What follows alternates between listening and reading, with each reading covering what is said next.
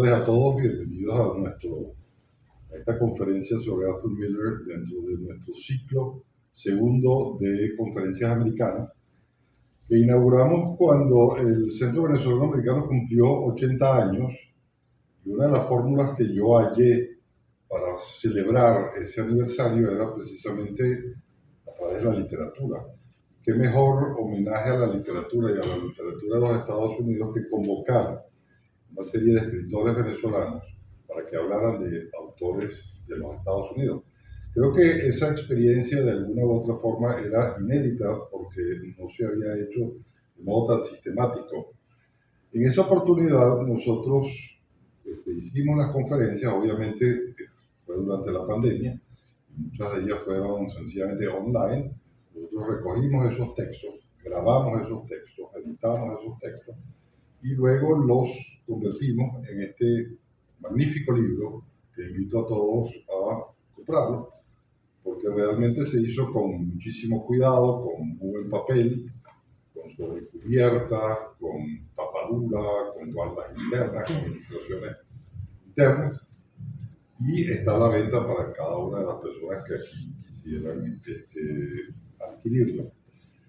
Una de las cosas, es decir, realmente recomendables de este libro es precisamente la conferencia que dio en su oportunidad José Tomás Angola sobre Ernest Hemingway. Es decir, fue una conferencia absolutamente impecable, por lo cual yo creo que nosotros deberíamos estar en la víspera de una tarde impecable también, hablando de Arthur Miller, que es un autor tremendamente importante. Bueno, muchos de ustedes habrán leído La muerte de un viajante. Y además que se da la circunstancia feliz, coincidencial, de que en 1981 Arthur Miller vino a Venezuela, y vino traído precisamente, entre otras instituciones, por el Centro Venezolano Americano. Miller se presentó aquí en el Centro Venezolano Americano y se presentó también en la Universidad Central de Venezuela. Yo recuerdo haber visto a Miller en esa oportunidad.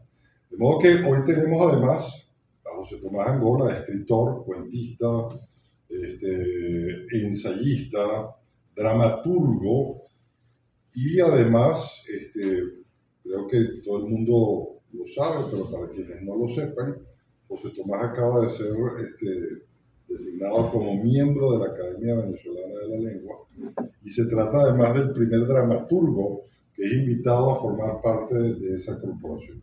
De modo que nosotros estamos doblemente contentos porque José Tomás esté aquí, no solo porque es amigo de la casa, gran conferencista, un intelectual de primera, sino precisamente por esa nueva adquisición que acaba de ser a la Academia Venezolana de la Lengua. Bueno, sin más preámbulos, los dejo con José Tomás Angola y al final, pues por supuesto, abriremos la ronda de preguntas. Bienvenidos. Muchísimas gracias, Carlos. De verdad, siempre es un placer llegar a esta Casa de la Cultura que durante tantos años se ha empeñado en no solo unificar, crear lazos con la cultura estadounidense, sino además propiciar el manejo de la creación en Venezuela y los talentos que están en la efervescencia. Arthur Miller para mí es una de las figuras más importantes de las letras escénicas del siglo XX.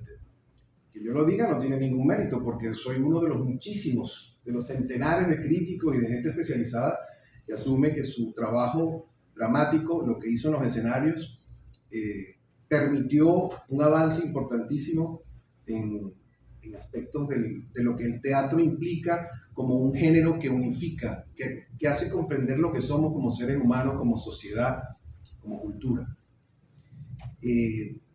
Pero es impresionante conversar de Miller porque Miller es una figura muy controvertida, enormemente contradictoria, con terribles dilemas personales que convirtió en fuente de inspiración para todos sus dramas. Miller representa no solo para el mundo norteamericano, sino para todo el mundo amante del teatro, porque incluso traspasó las fronteras de su propia lengua en una suerte de aguijón.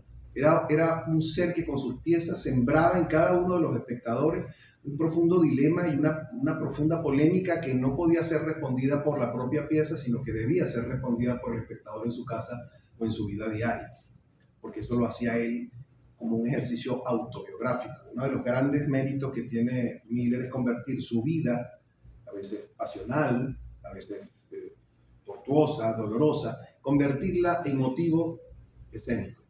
Porque él en la vida no pudo responderse muchos de los problemas que sufrió y de las circunstancias y las tribulaciones a las que se enfrentó. Pero entonces las depositaba en la escena y trataba de resolverlas.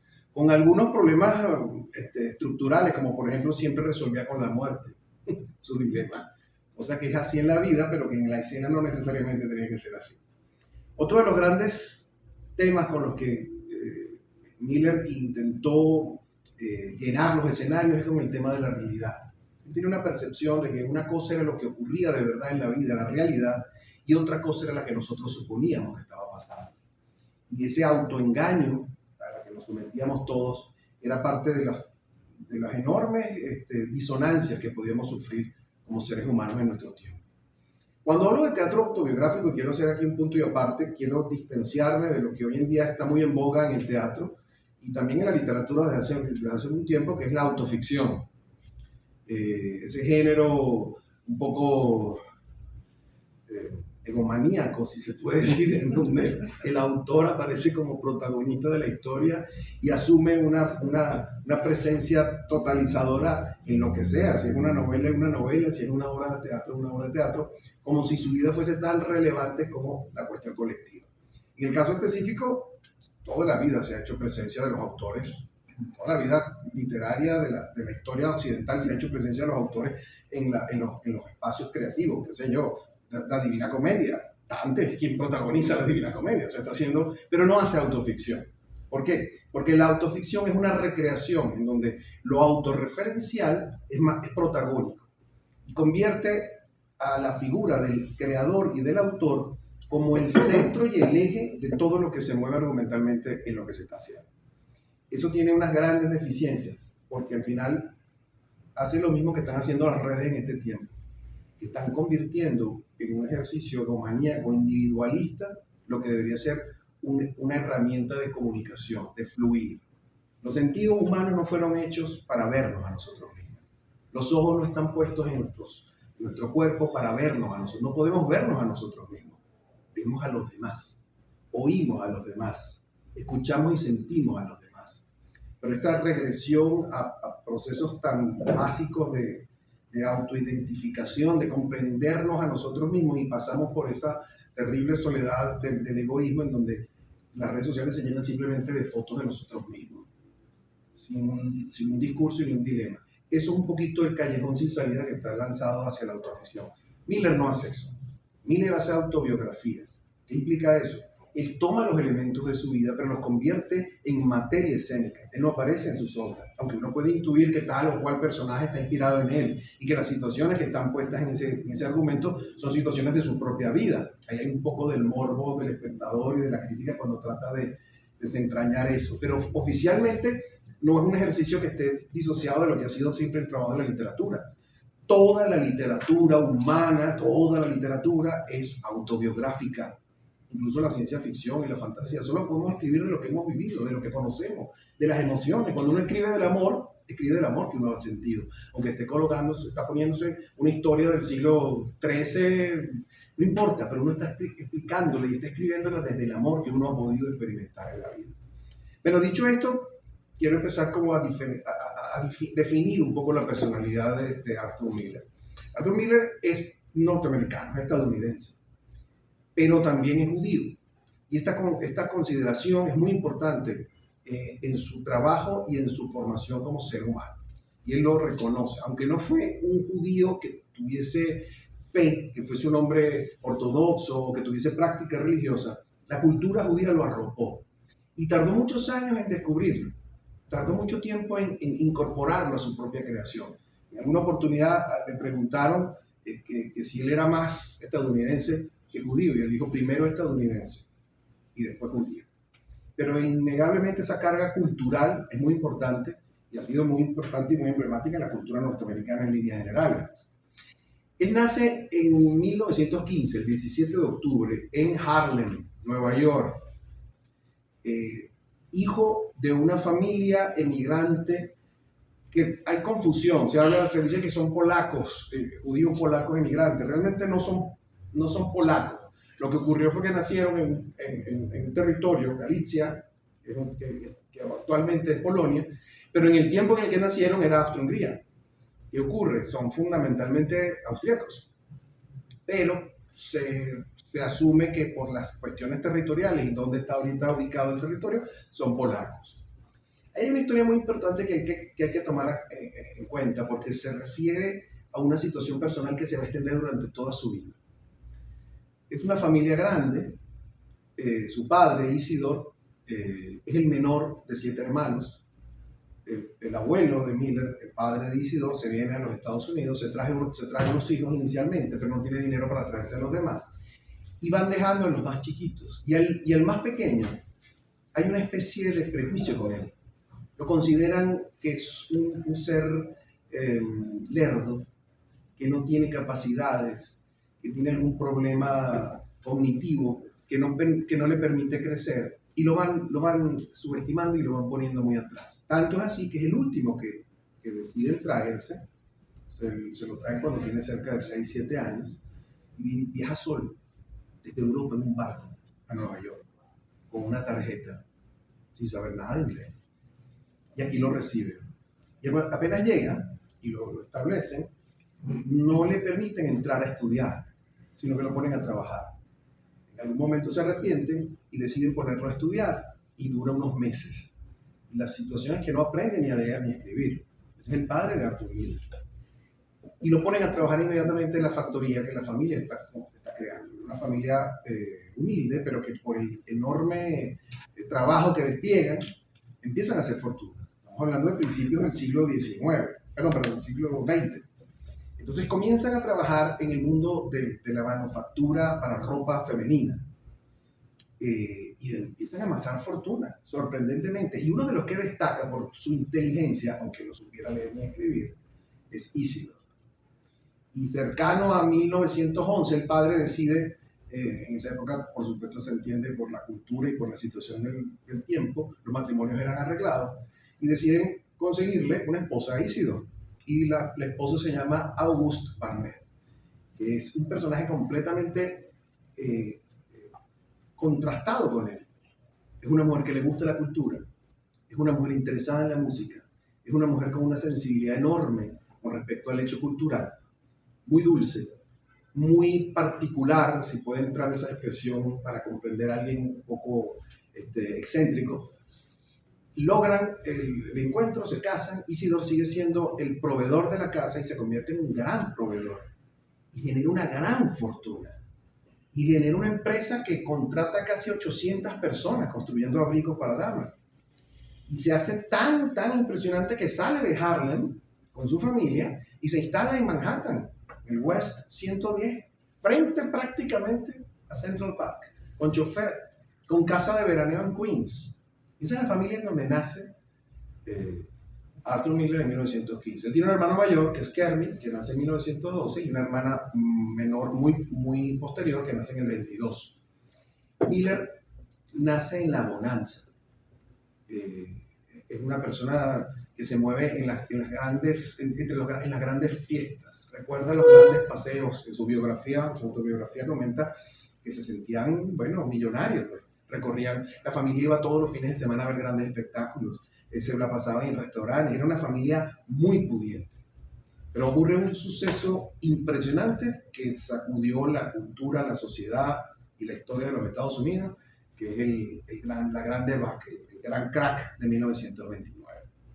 Y toda la fortuna que tenía apostada Isidor Miller estaba puesta en la bolsa, y quedaron en la más absoluta ruina.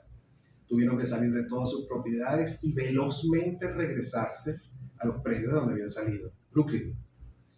E inmediatamente los propios hijos, de haber estado en choferes y llevados a paseos veraniegos y a estar en restaurantes, tuvieron que ponerse a empezar a trabajar. Y Arthur Miller distribuía pan mientras estudiaba en el Abraham Lincoln High School. Eso es una profunda tragedia en la psique de Arthur. El fracaso de la sociedad capitalista norteamericana. De un emporio industrial, un evento bancario financiero, colapsa todos los sueños de una familia y la familia queda destruida. ¿Por qué queda destruida? Porque Auguste, la esposa, empieza a señalar al marido de no poder ser el proveedor que había sido. Y aquel hombre humilde, básico, que entra en completo desespero, en efecto no logra levantar esa familia nuevamente. Y esa acusación es perenne. Y es importante que lo relacionemos y lo veamos, porque esa circunstancia que está pasando dentro de la familia de Miller se va a replicar en todas sus obras de teatro. Lo podemos ver inmediatamente en Willy Loman, el viajante, que por la vejez ha dejado de ser el proveedor de la casa y los hijos lo están apartando. Ese reflejo de esa sensación de fracaso, en donde él automáticamente, porque además Miller tiene una enorme respuesta intelectual siendo un joven, ese es su proceso de acercamiento al marxismo. Él reacciona contra la sociedad norteamericana de su tiempo y empieza a buscar mecanismos intelectuales para poder entenderla y darle respuesta. Entra a estudiar, termina el bachillerato realmente en el Abraham Lincoln High School y entra a trabajar en una fábrica. La fábrica le quedaba como 1 hora en metro de su casa. Y en el camino, él trata de trabajar para ahorrar porque quiere ir a la universidad, su familia no se lo puede costear. Y en el camino, para poder distraerse durante esos grandes viajes en metro, busca los libros más grandes que pueda leer. Y no tiene inclinaciones literarias, aunque su madre les ha sembrado el amor a la música, los pone a cantar, los pone a hacer cosas, que ella tocaba piano, bailaba, etc. Pero él no tiene inclinaciones particularmente con la literatura. Sin embargo, para distraerse durante esos viajes, comienza a leer. Y los libros que comienza a conseguir son los libros más gruesos, para que tarde más tiempo en leerlos. Y uno de los autores con los que se tropieza es Dostoyevsky. Y cuando se tropieza con Dostoyevsky, y eso lo dice también en su autobiografía, dice, ¿cómo un ser humano puede escribir esto? Y empieza a entrar en él una necesidad de expresión, y es por eso que decide estudiar periodismo. Y se va directamente a la Universidad de Michigan, donde ha ahorrado el dinero para poder cursar, estudiar. Eso es el año 32, cuando se gradúa y pasa a la Universidad de Michigan. En la Universidad de Michigan ocurre un fenómeno que es que en los Estados Unidos, con el tema del New Deal y la enorme influencia que estaba ocurriendo del socialismo, del ultraliberalismo, los polos enfrentados, comienza a sembrarse a través de las universidades la apertura hacia un espacio de pensamiento de izquierda muy fuerte, propiciado originalmente por las políticas proteccionistas de Roosevelt en el tema del New Deal ante un momento catastrófico de la sociedad norteamericana. En Michigan, ahí se tropieza con una figura que es importantísima, que es Robert Thorpe Rowe, que es un autor, es un profesor que tuvo 60 años dando clases en Michigan, que tuvo una cantidad de autores importantes, aunque Miller es su más, estudiantes, donde Miller es su más relevante pupilo. Pero él lo que da es seminarios de teatro. Miller lo que está estudiando es periodismo. Pero le llama la atención el teatro. Y a través de este Robert Thorpe Rowe, comienza a desentrañar las maneras de argumentar, estructurar, contar una historia para una escena. Y en la universidad hay un premio conocido, que es el premio Hopwood para los estudiantes, en donde quien logre tener la más interesante obra de teatro según un jurado, obtiene $250, que debe haber sido un dineral en ese tiempo. Y él decide escribir una obra de teatro para poder optar a ese premio. Y escribe su primera pieza de teatro, por completamente olvidada, aunque por temas de anecdóticos y de simple curiosidad se ha repuesto varias veces en Inglaterra. Es importante que Inglaterra, el Reino Unido, especialmente Londres, la ciudad de Londres es una ciudad especialmente afectuosa con Miller, donde él a veces no podía estrenar en Broadway y estaba estrenando en Londres. Para él, Londres y el mundo teatral inglés es muy importante porque le dio una significación mayor a Miller. No Villain, sin villanos, la expresión, la traducción, es la historia de una familia, la familia Simmons, una familia que se intuye es una familia inmigrante, en donde es una familia humilde. Vamos a ver los rasgos biográficos que nos están esperando la llegada del único hijo que está estudiando en una universidad, pero que está estudiando porque es una gran figura del fútbol. Y en ese proceso ocurre la tragedia porque cuando el hijo regresa se da cuenta de que la familia está arruinada, que está quebrada y él no va a poder seguir estudiando ni siquiera con la beca, pues, porque no puede acceder a la beca. ¿Qué pasa? Eso es una realidad que le pasa a Miller en su vida. Estudiando en el bachillerato, él se convierte en una figura importante de su equipo de fútbol americano, pero sufre una fractura terrible en la rodilla. Una fractura que le dio esa estampa de gran titán que caminaba balanceándose porque nunca se la logró operar, porque básicamente no había la tecnología en ese momento. Y eso fue incluso lo que lo eximió de ir a la Segunda Guerra Mundial.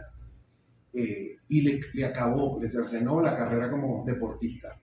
Gracias a Dios, porque si no, no se hubiera dedicado a la escritura. Pero fíjense cómo está vertido en esta pieza esas situaciones que le estaban pasando recientemente en su vida y los convierte en material dramático para la pieza. Gana el Hopwood e inmediatamente se ilusiona y dice: mi carrera y mi camino es la escritura, y la escritura teatral. Al año siguiente, casi para graduarse, escribe una segunda pieza que se llama Honors of Dawn, el honores al amanecer, y vuelve a ganar el premio Hopwood. Y ocurre algo, lo captan una serie de escritores de izquierda, tipo Lillian Hellman, Clifford Odets, escritores teatrales, que están trabajando en una cosa que se llama la Liga de Escritores Americanos, que se fundó en 1935. Todas filiaciones del Partido Comunista. Bueno, que estamos hablando de una época en donde el duelo intelectual e ideológico realmente es muy poderoso. Y las situaciones son delicadísimas, sobre todo en el ámbito universitario. Eso hace que Miller entre en esta liga, famosa Liga de Escritores Americanos, donde estaba Dashiell Hammett, Lillian Hellman, o sea, había un grupo de escritores importantes de izquierda. Él, sin embargo, jamás se inscribió en el Partido Comunista, nunca se inscribió. Su filiación era sobre todo con respecto a la ideología marxista, la izquierda, pero no a la praxis comunista. Él tenía distancias con ellos, incluso mucho después en su vida la criticó muy ferozmente. Y también entra en la Federal Theater Project, que era una agencia federal que había fundado Roosevelt para tratar de darle trabajo a todos los trabajadores, técnicos, actores, directores, escritores del mundo del teatro que habían quedado arruinados con el crack. Y les empezó a dar como una especie de asistencia social para que ellos estuvieran trabajando. Gracias a esos dos espacios, él se hace conocer y tiene la oportunidad de crear una primera pieza que llama la atención en Broadway, que se llama The Man Who Had All the Luck, el hombre que tuvo toda la fortuna. Esa obra, que tardó como unos 3-4 años en escribir, ya egresado de la Universidad de Michigan, ya casado, también es importante aquí esa primera relación, con Mary Slattery. Es interesante porque Mary Slattery es una católica de una familia muy tradicional. Ella es atea, pero su familia es enormemente tradicional, los obligan a que se casen por la iglesia. Tiene toda una serie de situaciones que hace que tanto la idea religiosa de Miller como la propia idea religiosa de Slattery se anulen para poder sobrevivir como pareja y mantener una suerte de comunión a nivel de pareja. Con Slattery dura casado casi 16 años y tiene sus 2 primeros hijos, Jane y Robert. Robert, que tuvo una distancia con el padre, aunque después se reconcilió, se convirtió en director y productor de cine. Y tienen esta primera pieza en Broadway, la que mencioné, El hombre que tenía toda la suerte, que es un absoluto fracaso.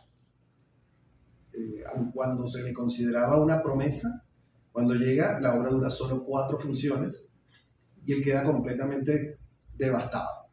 Incluso dice lo siguiente, y aquí hay que entender un poco cómo Miller se acerca al mundo de la dramaturgia. Miller se acerca como un obrero.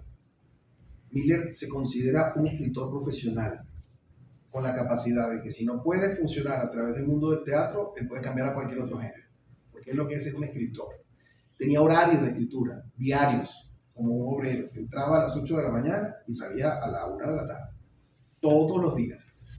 Esa capacidad de escritura profesional le permitió generar una lista de obras inmensas. Tiene una lista, la bibliografía teatral de Miller es impresionante, casi parecida a la de Eugene O'Neill, que también tiene una producción vastísima.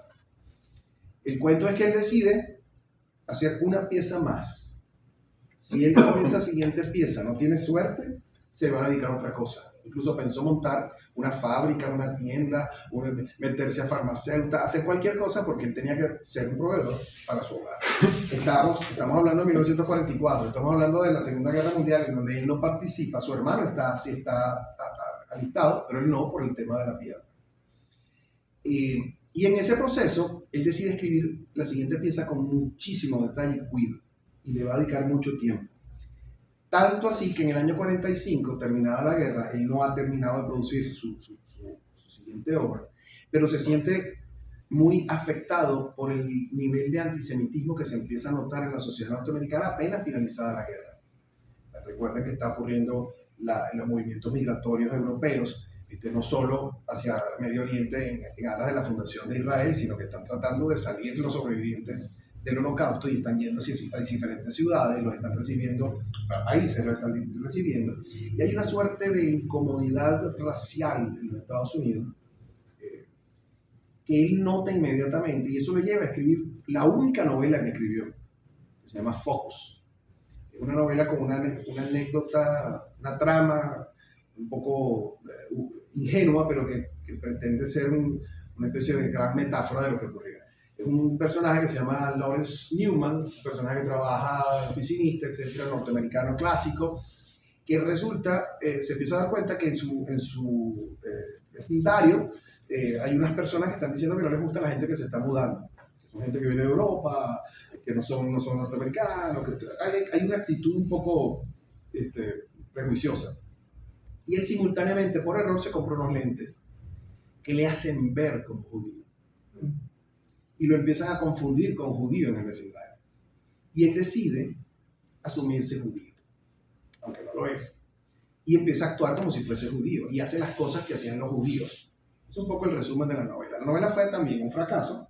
La logró publicar porque su esposa, en ese tiempo, trabajaba en una editorial y lo estaba ayudando. Mary Slattery es una persona muy importante en su carrera al comienzo. Por eso él se siente tan profundamente culpable y se victimiza, y la culpa no lo abandona jamás en su vida por el divorcio y por como las situaciones con las que se producen. Y logra que se le publique Focus, que llegó a tener algún tipo de críticas en la prensa, pero la novela no levantó ni tuvo ninguna distancia. Hoy en día se publican como referencia, como cosas de tenerlo como una anécdota interesante. Pero entonces viene su segunda obra, una obra que escribe a partir de un suceso que lee en la prensa, pero que también desentraña su propia vida. Habla de su autobiografía, de su realidad como familiar, que es: todos eran mis hijos. En esta pieza, es una pieza de posguerra, la estrenan en el año 47, una familia, los Keller, en donde el patriarca, Joe Keller, tiene una fábrica que durante la guerra fabrica repuestos para aviones, él con su vecino Steve. Pero resulta que por un tema de corrupción, los repuestos que fabrican son repuestos malos, son repuestos defectuosos. Y se producen una serie de accidentes durante la guerra, una serie de 21 personas, 21 pilotos que mueren achacables a los repuestos. Ahí lo ponen preso, a este señor al comienzo de la obra, él está saliendo libre. Lo han puesto preso, pero lo liberan porque toda la culpa la agarra su socio, Steve, que por cierto es su vecino. Y él regresa declarando que él es inocente, que en todo caso lo hizo Steve, que eso no es responsable de esa situación. Y simultáneamente está regresando su hijo Chris, que ha estado en la guerra. Chris ha sido suboficial, oficial, ha tenido tropa a su mando, y él viene con una tragedia, con un trauma en su cabeza, es que él pierde prácticamente todo su batallón en batalla. Y simultáneamente el hermano mayor de Chris, el hijo mayor de Joe, está dado por perdido en combate, y era piloto. Cuando él llega, Chris se entera de lo que está pasando con el padre y empieza la suspicacia de qué fue lo que pasó aquí. ¿Realmente el padre hizo eso? ¿El padre fue partícipe de ese acto tan deleznable de crear piezas defectuosas para los aviones de su propia gente? Y efectivamente, en un momento álgido voy a hacer algunos spoilers, pero imagino que son obras clásicas, no lo tienen porque Exacto. Romeo y Julieta mueren al final. No espero que eso sea nada que revele ninguna cosa que los mueva y les deje de ver Romeo y Julieta. El asunto es que lo confronta y en efecto el padre acepta que sí, por temas de economía, de negocio, pero que lo hacía todo por la familia. Hay un monólogo en el primer acto que hace Chris, el hijo, porque la prometida de Larry, que no aparece nunca en la pieza, era la hija de Steve, el socio de Joe. Chris se enamora de ella y ella viene un poco a unir lazos y se enamora también del hermano de Larry, de su prometido, de Chris. Y le está hablando con ella y él hace este monólogo. Si me permiten, se lo leo. Asimilar una cosa así lleva su tiempo, porque no eran hombres vulgares y corrientes. Una vez, por ejemplo, hacía días que no paraba de llover y uno de aquellos muchachos vino y me regaló el último par de calcetines secos que le quedaba. Me los metió en el bolsillo. No es más que un detalle, pero así eran los hombres que estaban bajo mi mando. Aquellos soldados no murieron, dieron la vida los unos por los otros. No estoy exagerando. Si hubieran sido un poco más egoístas, aún estarían aquí. Y me asaltó una idea. Al verlos caer uno tras otros, verás, estábamos rodeados de destrucción, pero me pareció que allí nacía algo nuevo, una especie de responsabilidad, sí, una responsabilidad, la del hombre para con el hombre, ¿me entiendes? La responsabilidad de dejar constancia de aquello, de devolverlo a la tierra como una especie de monumento conmemorativo que se erigiría en nombre de todos, que nos serviría a todos de respaldo y nos aportaría algo. Y luego, cuando volví a casa al acabar la guerra, no me lo podía creer.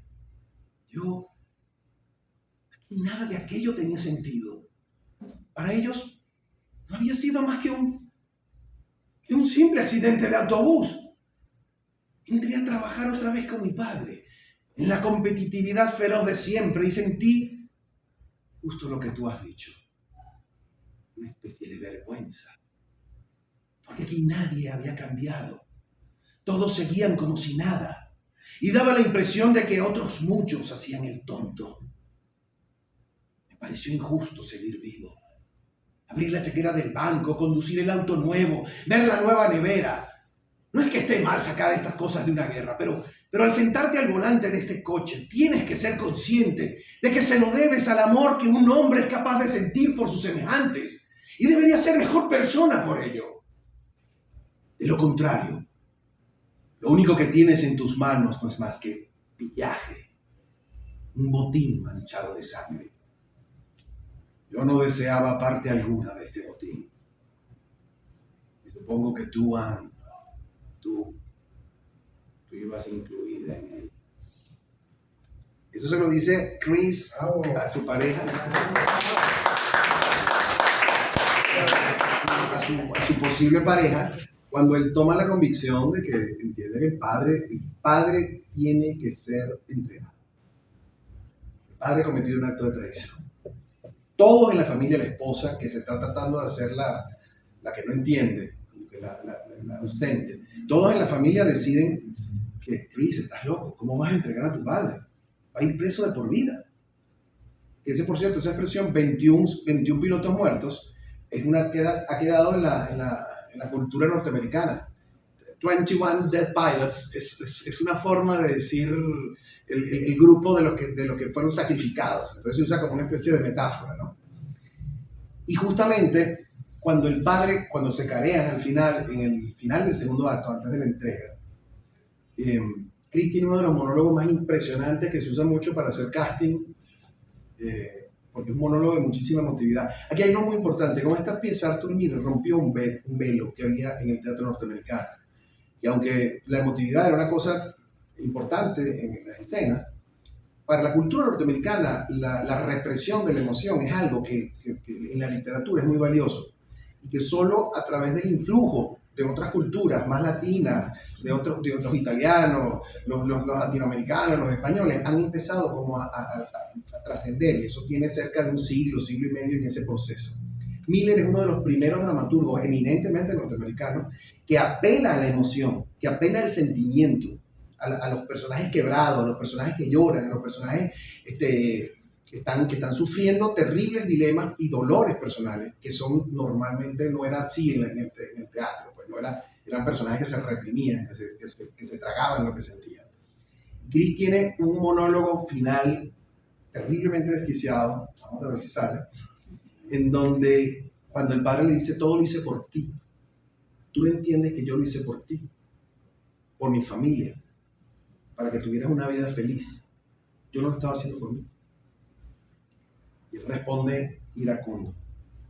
Me disculpa si me emociono. No, buenísimo. ¿Por mí? ¿En qué mundo vives? ¿De dónde has salido? ¿Por mí? Yo allí jugándome la vida a diario mientras tú matabas a los míos y dices que lo hiciste por mí. ¿Qué demonios crees que tenía yo en la cabeza? ¡Tu maldito negocio! Eso es lo único que te interesa, tu negocio. ¿De qué mundo me hablas? ¿De qué negocio?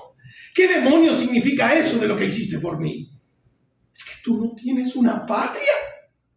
¿En qué mundo vives? ¿Qué demonios eres? Ni un animal eres. Ni un animal mataría a los de su misma especie. ¿Qué eres? ¿Qué tengo que hacer contigo?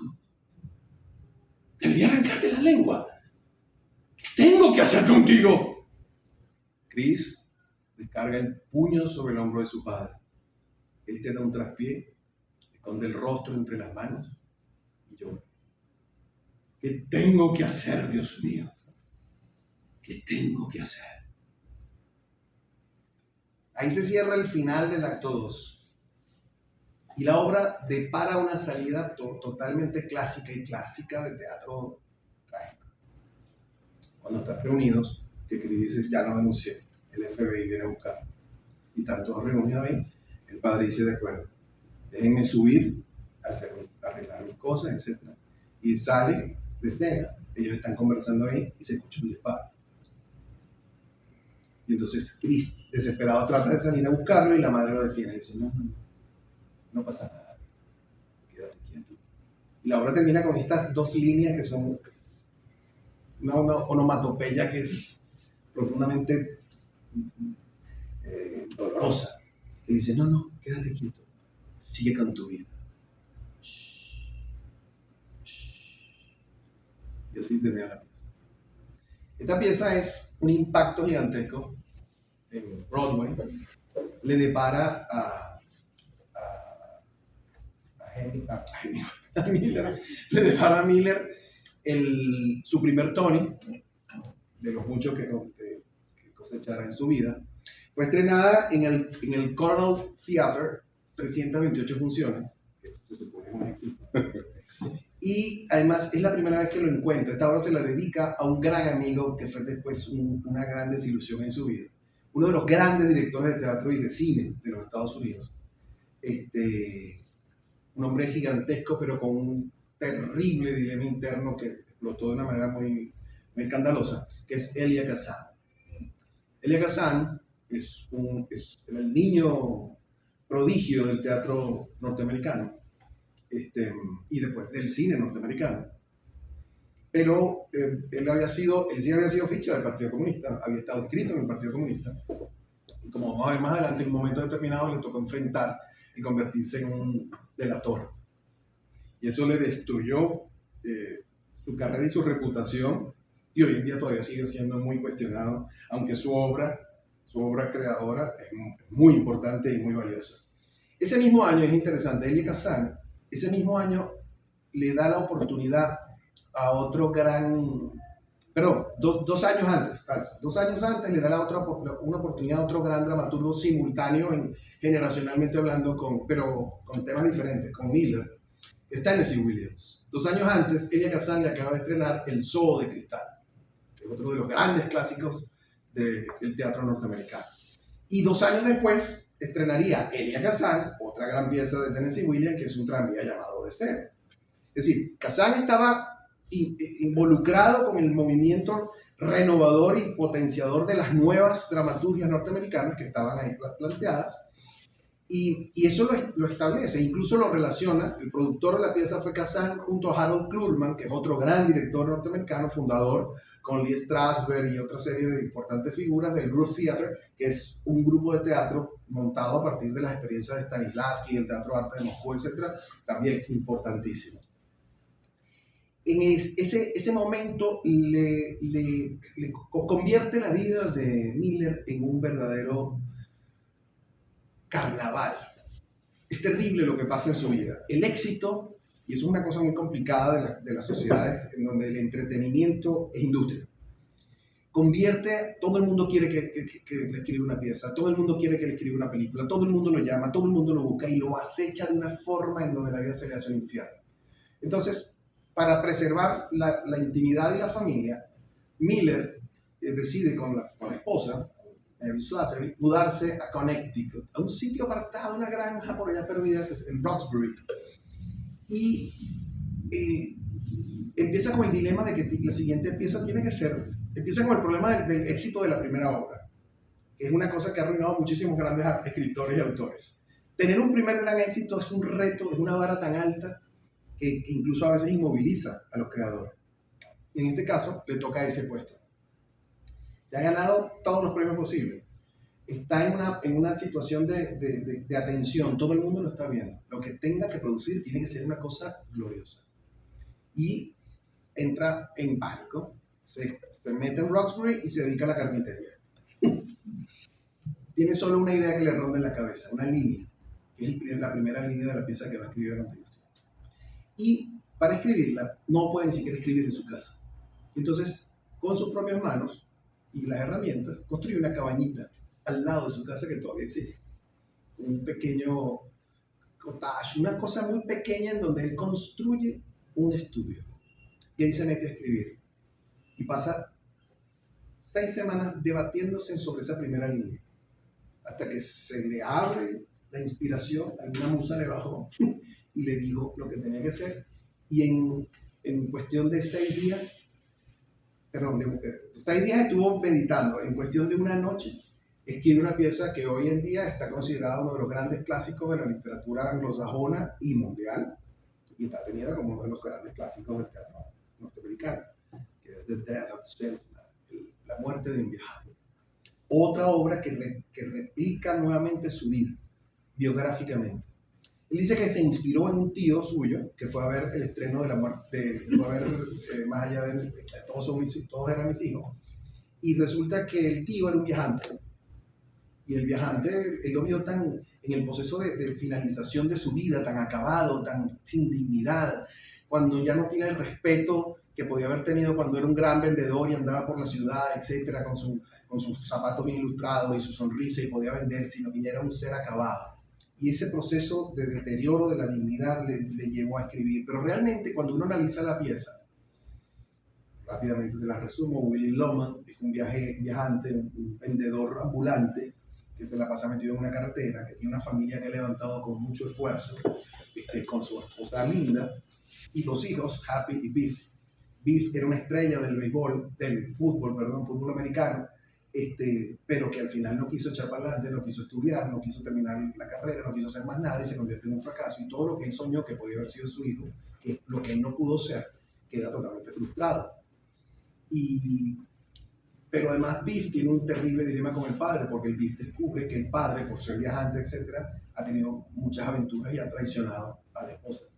Ese proceso, a la madre de él, ese proceso de frustración del padre con el hijo y del hijo con el padre representa prácticamente el tema de su vida. Porque recuerden que Isidore Miller era un vendedor. Iba por las ciudades vendiendo los productos, o sea, llevaba sus productos de su fábrica y los vendía a nivel nacional. Es decir, y esa sentencia que él maneja, de que él siente que él frustró también al padre, porque él nunca quiso trabajar en el negocio familiar, nunca se metió a trabajar, sino que se dedicó a la escritura, etc. Esa doble depresión que generan esos 2 personajes está totalmente expuesta en la pieza.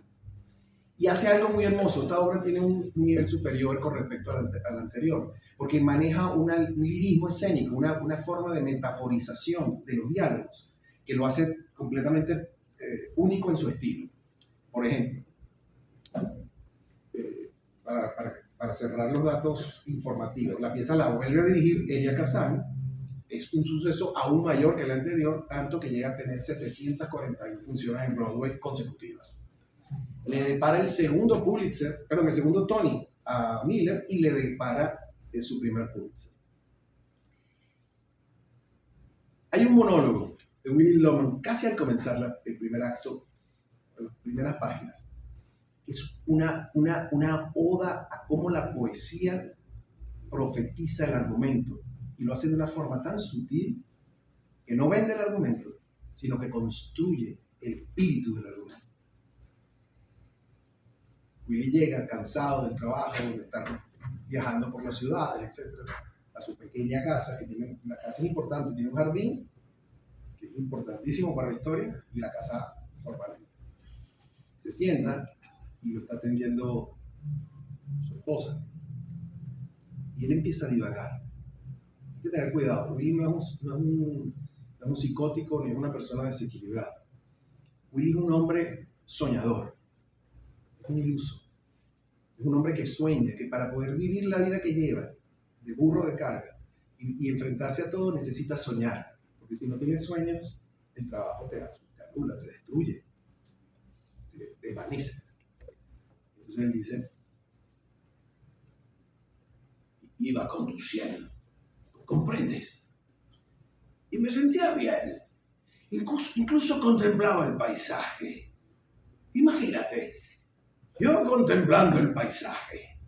Yo que estoy en la carretera todos los días de mi vida, pero es tan bonito allá arriba. Linda. Los árboles son tan densos y el sol calienta. Abrí el parabrisas y dejé que el cálido aire me acariciara. Y entonces, de repente, me fui a la cuneta. Créeme, me había olvidado por completo de que estaba conduciendo. Si me hubiera desviado al otro carril, me podría haber matado a alguien. Bueno, seguí adelante. Al cabo de 5 minutos, estaba soñando de nuevo. Y por poco... ¿Qué pensamientos tengo? ¿Qué pensamientos tan extraños? Eso es una premonición de lo que es su vida y lo que va a acontecer en su vida. Cómo su vida se agarra con ella por los sueños que tiene. Y porque él mismo ha perdido la identidad de lo que es. El hombre que era el vendedor ilustre, que podía vender lo que fuese, al hacerse viejo, decrépito, pierde el encanto y ya no puede ser lo que era. Y en ese camino, su propia familia no le da ni siquiera la satisfacción de ver a sus hijos como él quisiera que él hubiese sido. Este choque de desencuentros, Miller no necesariamente lo equipara con el enfrentamiento contra una sociedad capitalista. Eso es un discurso que se hace desde la crítica. Él está hablando de un mundo íntimo, un mundo que refleja su propia realidad, que es la realidad del fracaso que tuvo con su familia cuando tuvieron el crack del 29. Y más poderosamente aún lo refiere, porque si se están dando cuenta, la estructura es parecida a la de todos eran mis hijos. Es un núcleo familiar, unos hijos enfrentados al padre, pero en este caso, a diferencia del anterior, el padre en el anterior es culpable, es responsable, está hundido en su propio dilema por lo que hizo. Aquí no. Aquí los hijos van a asumir una carga de culpa, porque llevan al padre al evidente final, que es el suicidio de Willy. Pero Willy no es culpable. Willy es víctima. Y aquí hay una sutil diferencia con respecto a la figura de Joe Keller con respecto a la de Willy Loman.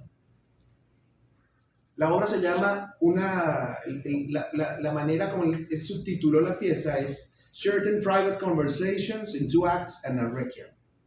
Una cierta conversación privada en 2 actos y un requiem. En el requiem, todo ocurre como si estuviese enfrente a la tumba de Willy. Willy ha muerto en el final del acto 2. La madre, casi muda, tiene un monólogo bellísimo al final que dice: Willy, no puedo llorar, me siento mal porque no puedo llorar, no te puedo llorar. Pero Charlie, que es un vecino que todavía trataba de ayudarlo, que todavía quiso ayudarlo, y Willy lo detestaba porque su hijo era todo lo que no había sido el hijo de Willy. Lo quería y siempre estuvo ahí, era como una suerte de conciencia que lo trataba de ayudar. Charlie al final está hablando mal del padre, descargando toda su ira por la situación de lo que hizo, el suicidio, dejarlo en esa situación. Charlie lo detiene y le dice, nadie puede culparle. Ustedes no lo entienden. Willy era un viajante. Y para un viajante, la vida no tiene fondo.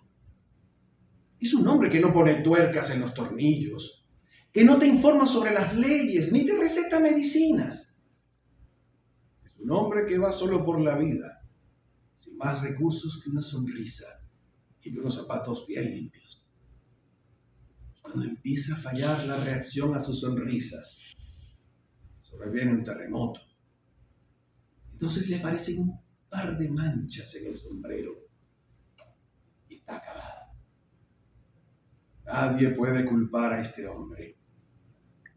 Un viajante tiene que soñar, muchacho. Es un gaje de su oficio. El discurso al final de esta pieza sobre la reconciliación, la revisión de la dignidad. ¿Qué es la dignidad humana?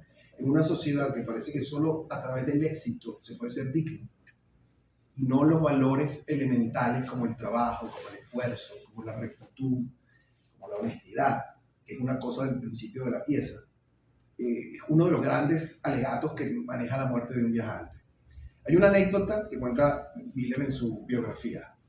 Cuando terminó la pieza, se cerró el telón, no hubo aplauso. Nadie aplaudió. Y atrás del telón todo el mundo decía, esto es un fracaso, esto no le gustó a nadie. Se asomaron y vieron que todos los hombres y las mujeres, todos estaban levantando en silencio y se estaban poniendo los sacos.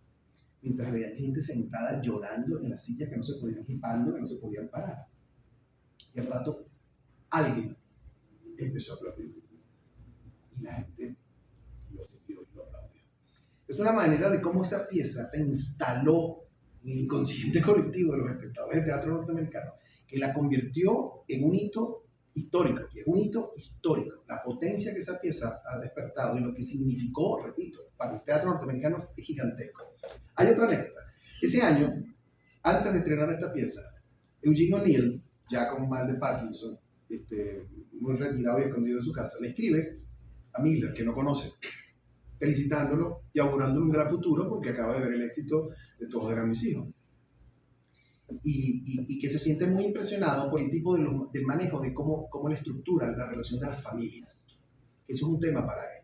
Hagamos un paréntesis. Nadie sabe en ese momento que Eugene O'Neill está escribiendo a Miller, que ya Eugene O'Neill en el año 38 al año 41 ha escrito una pieza que es otro de los grandes clásicos fundamentales de la literatura escénica norteamericana, que es El largo viaje del día hacia la noche, que es la historia de su propia familia. En el caso aquí llamado los Tyron, pero es su padre, James Tyron, un actor viejo, ese es James O'Neill, papá de Eugene O'Neill, una familia disfuncional, alcohólico, con una madre todo el tema que tiene esa pieza, que tiene una replicación muy particular con respecto a estas dos piezas, tanto la de Todos eran mis hijos como la de Muerte de un viajante, pero coincidencialmente, porque no lo conocen, no se conocen y no tienen esa experiencia. Y Miller le invita y le dice, venga a ver Muerte de un viajante al estreno. Dice, no voy a poder ir. Dijo, pero tú vas a hacer lo que yo no he podido hacer. En efecto, 3 años después muere Eugene O'Neill con una nota específica en su testamento de que esa pieza, El largo viaje del día hacia la noche, no puede ser estrenada ni publicada sino 25 años después de que muera. Cosa que, como pasa en la familia, cuando hay dinero, nadie le prestó atención y la esposa, la viuda, vendió los derechos a Suecia y de ahí en adelante logró que en el año 57 le dieran 5 años después de muerto, le dieran el Pulitzer póstumo a Eugene O'Neill. Si habrá sido esa pieza importante para que 5 años después de haber muerto Eugene O'Neill le dieran el Pulitzer post-mortem. Esto vuelve a construir una burbuja gigantesca alrededor de Miller y le destruye su vida personal. ¿Por qué? Porque lo pone a favor del boato, de la farándula, del fashion, del show, Y en ese instante es cuando conoce a un demonio que se le instala en sus deseos, en su psiquis, en su delirio, que es Marilyn Monroe. La conoce en el año 52, cuando es una figura gigantesca del teatro. Él y ella está filmando, y él queda totalmente deslumbrado con él. Escribe en su diario que la vio en una filmación de una película que lo invitaron, él estaba ahí y la vio. Y el deseo que tuvo, la urgencia que tuvo fue de salir corriendo. Porque se pensó en ese instante, esta mujer me va a destruir la vida. No voy a poder escapar nunca de ella. Y comenzó una relación muy tormentosa, muy difícil de comprender si no se habla desde la pasión sexual, si no se habla desde el deseo, desde lo primitivo, desde lo animal, que él lo refiere muchas veces y lo explica y dice, yo entré y quedé atrapado. Por eso incluso entró en una necesidad de a través de las siguientes piezas explicarse qué le había pasado en su vida. Y él trata de explicarse, como dar excusas, como pedirle perdón al resto del mundo por lo que le ocurrió. Esa relación duró entre el 52 y el 56, cuando ya fue insostenible, en el sentido de que no había manera de seguirla escondiendo, y él se divorcia de su primera esposa, Mary Slattery, que había sido su apoyo incondicional y que había estado unido todo el tiempo, y se casa con Marilyn Monroe. Pero también el año 52 es un año de gran golpe emocional, porque Elia Kazan es llamado a testificar en el Comité de Actividades Antinorteamericanas. Por ahí pasó Gary Cooper, Robert Taylor, pasaron todos, porque se quisieron meter con la industria del entretenimiento, muy especialmente con el cine, porque era realmente una fuente de publicidad, de promoción, y ellos pensaban que si se contagiaba la ideología comunista a esto iba a ser indetenible, porque resulta que a través de las grandes pantallas era como se difundían, y los grandes auditorios estaban presentes en las grandes películas.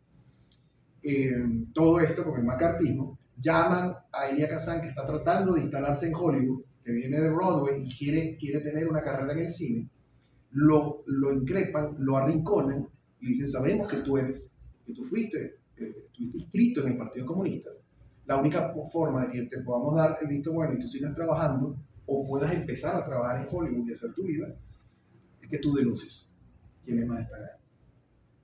Y Kazan llama un día a Arthur Miller y le dice, yo voy a hacer, porque si no, no voy a tener vida. Me van a destruir la vida y me van a acabar. Yo voy a delatarlos y voy a dar una serie de nombres.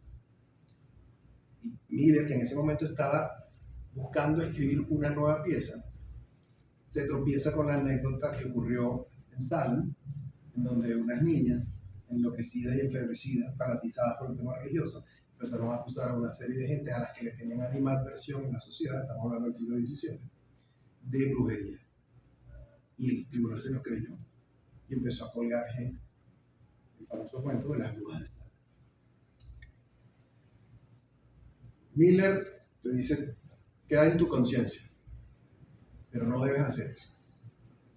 Kazan no hace caso y no solo denuncia a gente, sino denuncia a sus amigos, a la gente del grupo teatro, Clifford Odets, Paul Strasberg, o sea, a su gente cercana con la que venía trabajando hacía 20 años.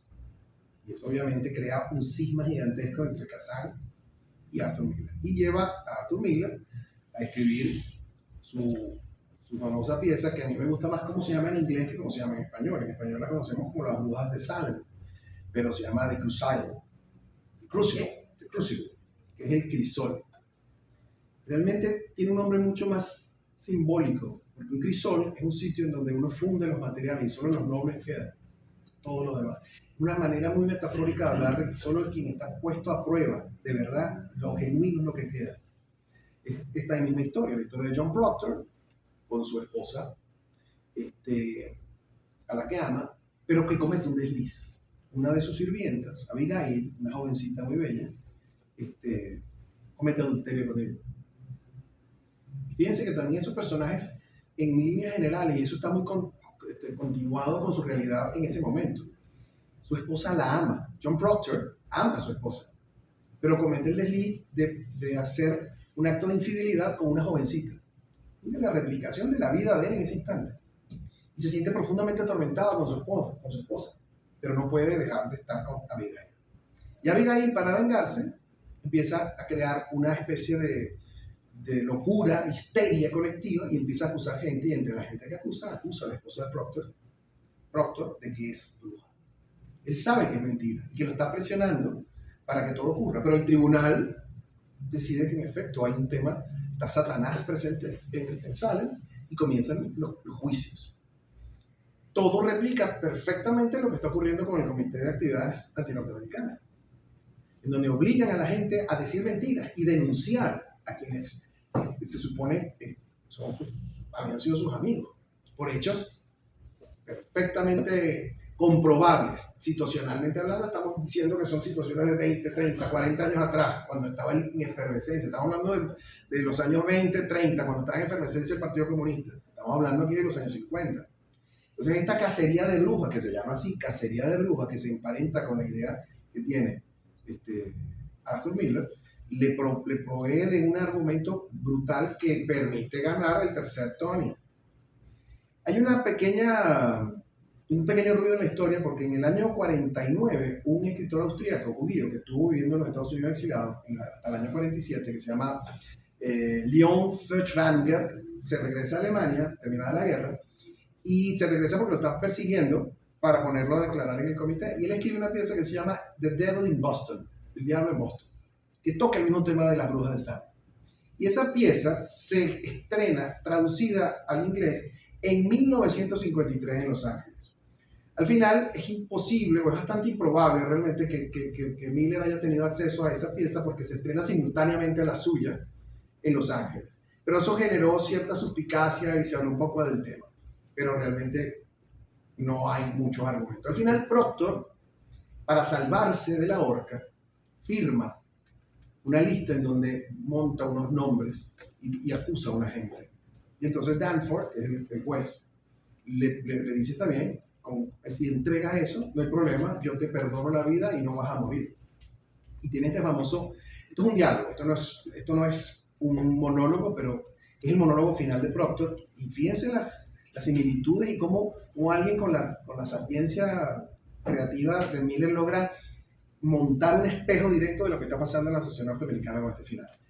Están presos, están todos ahí presos, y entra Danforth y a pedir que le entreguen la declaración, la confesión con los nombres a los que está acusando.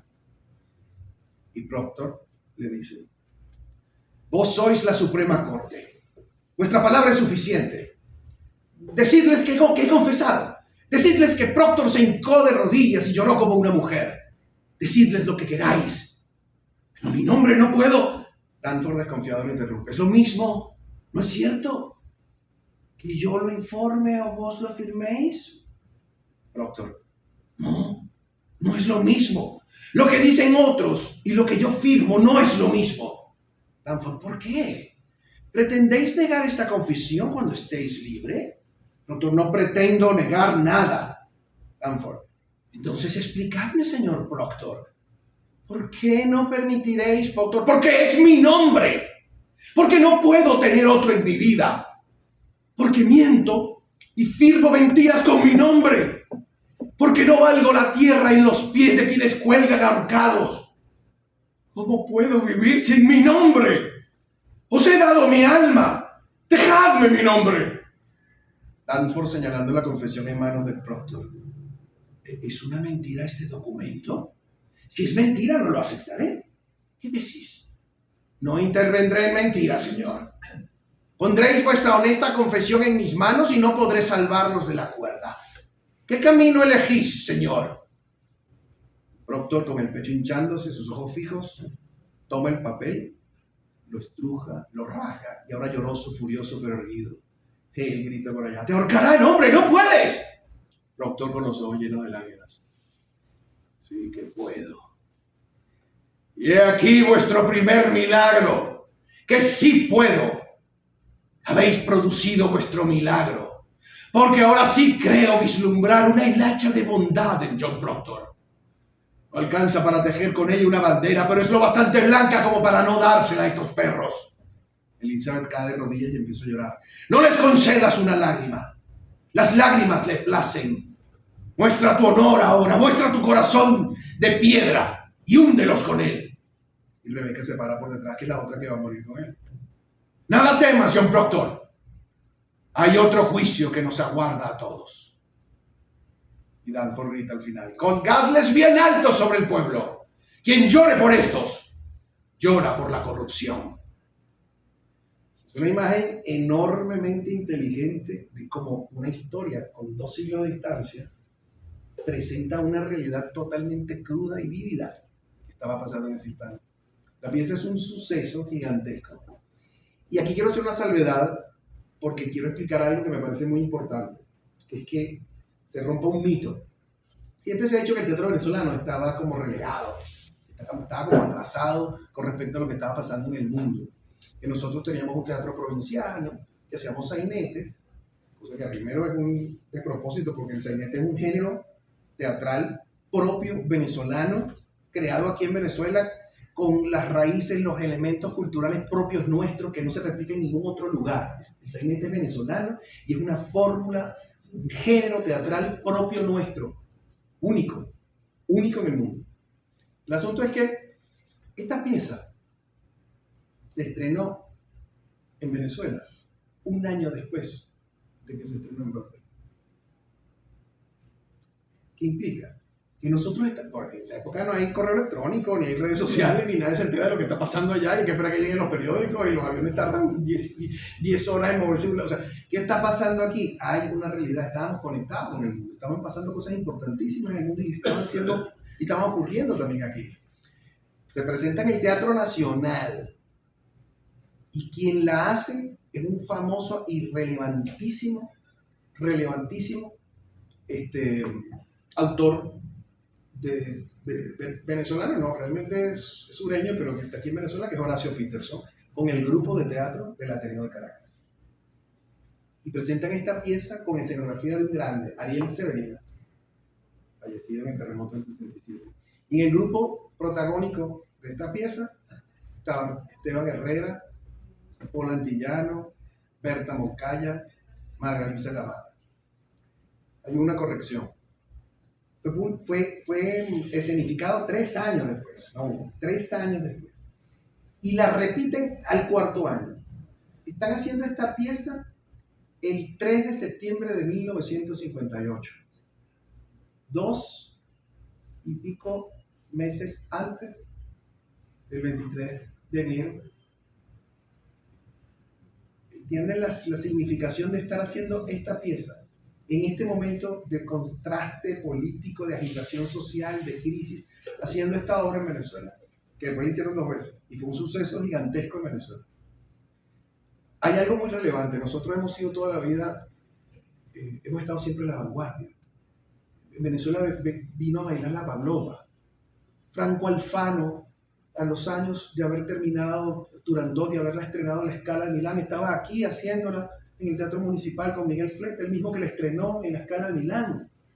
Turandot. O sea, este es un país en donde venía a dirigir Wilhelm van Furtwängler, venía Igor Stravinsky, Aaron Copland, Francis Poulenc. Este es un país que estaba siempre estuvo a la cabeza de los movimientos culturales históricos durante el siglo XX. Por eso a veces uno siente que la sensación de minusvalía que uno tiene es totalmente infundada. Es una forma de despreciar el gentilicio y no entender que nosotros siempre fuimos cabeza y estuvimos ahí y fuimos siempre tomados en cuenta por todo el movimiento internacional cultural. Sigo en el proceso. Si se cansan, me avisan. Panorama desde el puente.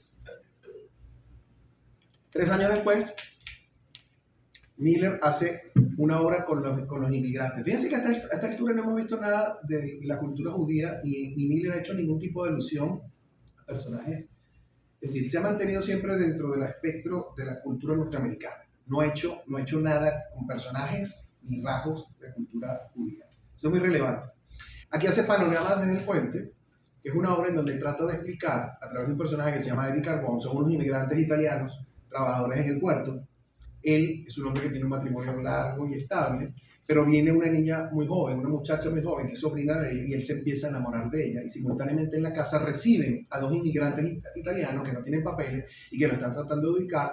Esta sobrina de la que él se está enamorando se enamora a su vez de uno de los inmigrantes que acaba de llegar, y eso desespera y vuelve loco a Eddie Carbone.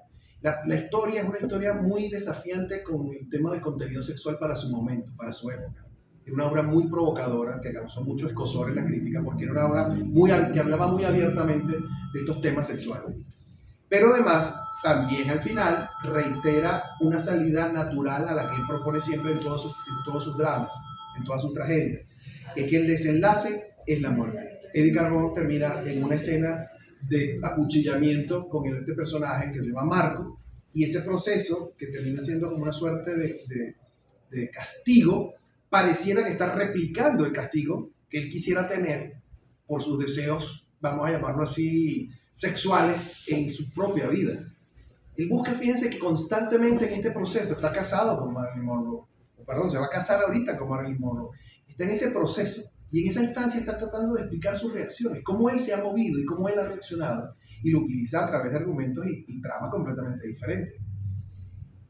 Esa pieza la va a estrenar Peter Brook en Inglaterra en el año 56, año en el que se divorcia Miller y se casa con Marilyn Monroe. Miller es invitado a Londres para ver el estreno de esta pieza, y cuando va a salir, que necesita pedir que le revaliden el pasaporte, porque estaba vencido, el Estado dice que no. Y le dicen no puede viajar. Y les da una citación para que vaya a comparecer como testigo al Comité de Actividades Anti-Norteamericanas. Y aquí comienza una gran escalada contra Miller, de la que, por cierto, hay que rescatar que Marilyn Monroe se portó como una esposa totalmente solidaria con el marido. Lo acompañó en todos lados y eso fue casi una fórmula de protegerlo, porque ella era una gran figura que movilizó los estudios, sobre todo la 20th Century Fox, que es la que estaba firmada, que nadie podía decir que Marilyn Monroe era comunista. Si ella estaba respaldando a María de esa manera, la mala publicidad en ese momento era terrible para el estudio, ellos tenían que intervenir y trataron de bajar las tensiones y frenar las tensiones, y pusieron a negociar a Miller con el que era el presidente, chairman del comité, que es Francis E. Walsh, que era un representante demócrata, y él dijo, yo voy, dijo Miller, pero yo voy a responder todas las preguntas que ustedes quieran con respecto a mí, mi pasado y mi historia, pero no me pidan que yo dé nombres porque no los voy a dar. Y Walsh aceptó. Pero fue una celada, porque cuando llegó al comité y estuvo en la sesión, en el camino le quisieron preguntarle de nombre de quiénes estaban con usted. Y dijo, no. Entonces inmediatamente lo declararon en desacato y pasó a tribunal y lo condenaron. Y fue condenado a una multa y 1 año de estar preso. Pero el escándalo era tan gigantesco, estaba tan desautorizado y se veía tan feo todo ese proceso, que la propia Corte Suprema de Justicia norteamericana desestimó el juicio, le quitó la condena y la multa y le regresó todos los valores, todo, el pasaporte, todo, etc. Por lo que se asume que Arthur Miller fue uno de los muchos en esa última etapa que lograron terminar de demoler el aparato que había sido esa cacería de brujas, que no había tenido sentido y que no era un proceso alineado con el verdadero espíritu democrático de las instituciones norteamericanas. A todas estas, durante este periodo, la última pieza estrenada por Miller es Panorama del Puente, porque él se está dedicando completamente a esta figura que idolatra, que es su esposa, Marilyn Monroe, mujer frágil, con episodios depresivos muy profundos, aquejada de alcoholismo, con problemas con barbitúrico. Y tratando él de ayudarla, escribe una historia, un cuento corto que decide adaptar a la pantalla grande para darle a ella la oportunidad de que tenga un personaje en donde ella pueda lucir como actriz seria. Y es una famosa película, se dice que es una película maldita porque después que terminó la película se murió prácticamente el elenco completo, fue trágico todo ese proceso, que se llama The Misfits, que si se traduce al español es como los desadaptados o los inadaptados. Esta es una película en donde protagoniza Clark Gable, que a la semana de haberla terminado murió, Montgomery Clift, que a los 3 años terminó la película y murió, y Marilyn Monroe, que al año de terminar la película murió. Y estaba Eli Wallach, que sí sobrevivió. La dirige John Huston. Y es la historia de 3 desadaptados. Misfits es una expresión un poco peyorativa. No son desadaptados que no encajan, sino que son desadaptados hacia el mal sentido. Son como, no delincuentes, pero son gente que propicia por su desarraigo, por su inadaptación, situaciones incómodas en la sociedad. Pues no son gente fácil. Entonces son tres personajes que son tres vaqueros que no encajan con el mundo contemporáneo, que se dedican a cazar, atrapar realmente, la palabra es atrapar mustangs. Mustangs son caballos salvajes. Y se consiguen con esta mujer que viene de un desencuentro amoroso y viene deprimida, etcétera, etcétera, y la incorpora en un pequeño grupo de desadaptados, de gente que sobrevive tratando de atrapar caballos para vendérselos al ejército. Lo que en el proceso de la película se descubre, y lo descubre ella, es que los caballos son vendidos no para que los use el ejército, sino como alimento. Para los famosos Mustang, caballos salvajes. Esa historia que habla sobre el fracaso de las ilusiones y la manera como un entorno termina destruyendo tus ilusiones, tus esperanzas, tus sueños y termina simplemente alineándote a lo que eso empuja, muy del estilo de Miller. Fue una tragedia gigantesca su proceso de filmación y terminó destruyendo el matrimonio de Miller con Marilyn Monroe. Ya Marilyn había cometido algunas infidelidades en sus otras películas que había filmado, sobre todo con Yves Montand, cuando estuvo filmando en Europa, y fue famoso ese chisme de que estaba con él allá en plan de romance. Y él trató de participar, Miller de participar durante el proceso de rodaje, pero ya entraba en pánico porque era la primera vez que estaba enfrentando un personaje dramático en propiedad y no se sentía segura. Y podía pasar 6 días sin salir del tráiler. Y la película detenida, con el equipo detenido, cobrando, todo el mundo mirando al cielo, sin poder arrancar y desesperados porque el presupuesto seguía cayendo y cayendo y cayendo. Los grandes procesos quebraron, o sea, los grandes procesos de depresivos de ella terminaron quebrando esa relación. La película se filmó. Es una película muy importante, pero no fue ningún gran suceso. Y inmediatamente ella, apenas termina la película, va a México y le solicita el divorcio a Miller. Lo devasta, lo destruye emocionalmente. Pero fíjense cómo son las coincidencias de la vida. Durante el proceso de rodaje de la película, hay una famosa fotógrafa alemana que trabaja para la agencia Magnum, que está sacando fotografías, lo que se llaman los stills, las fotos fijas de la película, y está trabajando ahí, que se llama Ingeborg Morath. Inge Morath. Él la vio durante el proceso, pero no tiene noción de ella. Resulta que después del divorcio, al año siguiente, él va a la agencia Magnum, Miller, a sacar una fotografía para tener su archivo de la fotografía del proceso de rodaje y todo aquel cuento. Y conoce a Inge y se enamora. Y a los meses ocurre el suicidio de Marilyn Monroe, que también emocionalmente para él es devastador. Y él acusa el recibo y dice, él, en su cabeza, en su responsabilidad, él es culpable de eso, porque él no hizo lo suficiente para salvarla. Inge es la que lo ayuda a recuperar ese proceso. Ese mismo año se casan.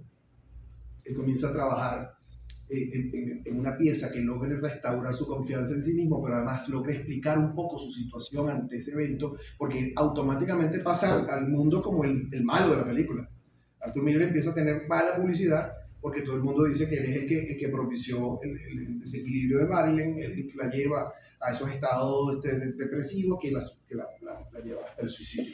Y él empieza a escribir una pieza que se llama Después de la caída, una pieza muy conocida porque es una pieza muy extraña y que además también generó muchísima tensión y polémica en la audiencia, ya se les contaré un poco. Y en ese proceso, Inger queda embarazada y tiene su tercera hija, primera hija con Inger, que se llama Rebecca. Después de la caída, es una obra muy rara para el historial dramático de Miller, porque no es una obra realista. El teatro norteamericano abreva mucho del realismo. Es una herencia de Eugene O'Neill que siempre le gustó y siempre se inspiró en Chekhov, en Strindberg, en Ibsen. Era una obra, el naturalismo y el realismo eran parte del dilema escénico norteamericano. Pero en el caso de Miller, esta es una obra que transcurre en la mente del protagonista, que se llama Quentin, que es un intelectual, y aquí viene la primera referencia formal, judío, neoyorquino, exitoso, que ha tenido un matrimonio con una mujer que fracasa y que su segundo matrimonio con una mujer completamente desequilibrada, completamente imbuida de los vicios y que está absolutamente desubicada de la vida, lo lleva también a creerse y cuestionarse que es él el que está destruyendo a esas mujeres y esas relaciones. Quentin, indudablemente, es Arthur Miller. Y Maggie, que además incluso en la representación era una rubia platinada, etc., es Marilyn Monroe. Y eso causó un escándalo. Lo acusaron de morboso, de aprovecharse de una situación trágica, de vender la imagen de que su esposa era una loca. Todo eso causó una enorme tensión, pero la obra se consideró un gran éxito. Y él parte de una cuestión muy particular, porque no es un tipo de teatro al que él estaba acostumbrado. Él dice que se inspira en una famosa novela de Albert Camus, que se llama La Caída, donde Clemence, que es es una obra muy rara, muy difícil de leer. Todo el mundo dice que es una obra bellísima, pero complicadísima de leer. Es una sucesión de monólogos de este personaje que tiene unos sentimientos de culpa, y una obra muy difícil de entrar. Por eso él la llama Después de la Caída. Utiliza la misma estructura, son una suerte de espacios mentales en una escenografía irreal, en donde él se va encontrando con estos personajes y va dialogando con estos personajes y los personajes van contando la historia de ellos. En esta historia ocurre un reencuentro, que es que él se reencuentra con Elia Kazan. Después que habían terminado de una manera muy mala a nivel de amistad, ellos se reencuentran y él le permite que Kazan dirija esta obra. Y la obra, que si bien no fue un suceso gigantesco, pero tuvo importancia, logró realizar 208 funciones en Broadway. Aquí hay algo muy relevante, porque desde este proceso de visión revisionista que tiene él, vamos a llamarlo así, sobre su culpa, sobre la responsabilidad, él empieza a tener un acercamiento a ideas religiosas, no siendo él un personaje religioso. Pero él empieza a debatirse sobre criterios que tienen que ver con respecto a la decisión, respecto al bien y el mal, a perder el paraíso. Y él escribe un prólogo, que en esta oportunidad les voy a leer un fragmento del prólogo para esta pieza, que es muy relevante sobre su criterio y sobre lo que él está sintiendo y pensando y cómo está analizando y reflexionando su situación y está tratando de explicarse más allá de la propia obra. Él dice: esta no es una obra sobre algo. He querido que sea algo en sí misma. En primer lugar, es una manera de mirar al hombre y a su naturaleza humana como la única fuente de violencia que se acerca cada vez más a la destrucción de la raza. Es este concepto que no toma en cuenta ideas sociales ni políticas como creadoras de violencia, sino la naturaleza del propio ser humano. Ya debemos convencernos de que ninguna persona ni ningún sistema político tienen el monopolio de la violencia. Es también evidente que el común denominador de todos los actos violentos es el ser humano. El primer relato real de la Biblia es el del asesinato de Abel. Antes de este drama solo hay un paraíso sin rasgos característicos. Pero en ese Edén hubo paz, porque el hombre no tuvo conciencia de sí mismo. Es probable que se nos diga que el ser humano se convierte en sí mismo en el acto de adquirir conciencia de su cualidad de pecador. Él es eso de que se avergüenza. Después de todo, la infracción de Eva consistió en hacer accesible el conocimiento del bien y el mal. Puso ante Adán la posibilidad de una elección. Por lo tanto, donde la elección empieza, el paraíso termina y la inocencia concluye. Pues, ¿qué es el paraíso sino la ausencia de toda necesidad de optar por determinada acción? Saliendo del Edén se abren dos caminos. Para Caín, hay una alusión política directa al momento histórico norteamericano. Esta obra se estrena en el 64, un año después de la muerte de Kennedy. Para Caín, o si se prefiere para Oswald, hablando de Lee Harvey Oswald, hay una sola alternativa, un solo camino: dar rienda suelta al interno determinismo que conduce en este caso al crimen, o alegar desconocimiento como virtud y defensa. El otro camino es el que ruge por todo el resto de la Biblia y la historia: la lucha de la raza humana a través de miles y miles de años para calmar los impulsos destructores del hombre, por expresar sus ansias de grandeza, de riqueza, de realización y de amor, pero sin convertir en un caos la ley y la paz.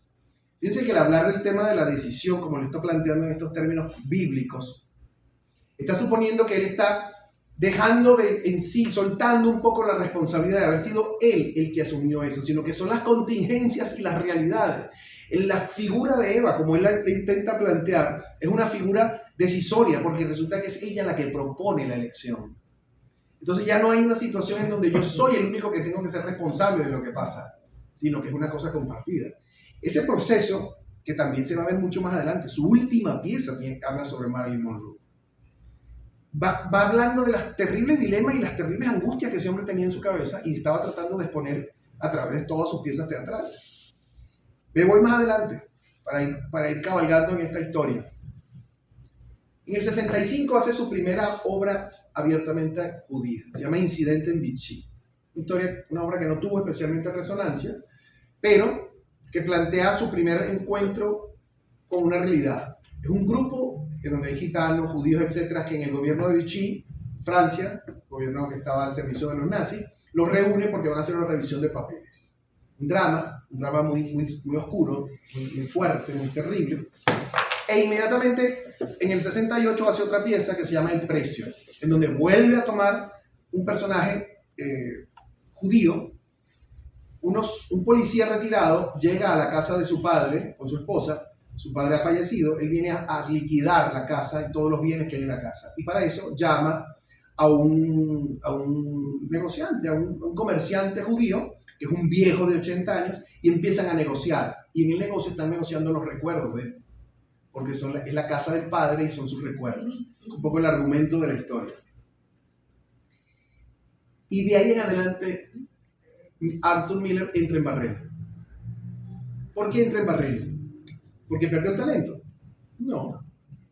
Porque no siguió siendo un autor comercialmente interesante.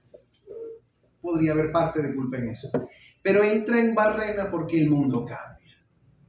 Porque en los años 60, con todo el movimiento hippie, con todo el movimiento del amor libre, con el tema de apartarse del establishment y romper y la contracultura, lo que Miller trataba de exponer en su teatro era el retorno a los valores fundamentales de la estructura, que habían sido desaparecidos y estábamos jugando a otra cosa. Lo que plantea este movimiento actual es el rompimiento de las estructuras y por ende de los valores que tenían. Se opone culturalmente a todo lo que se estaba dando.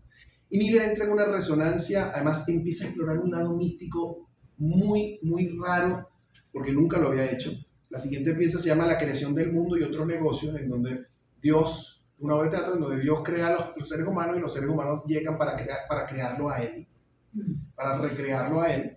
Entonces hay un juego ahí filosófico particular.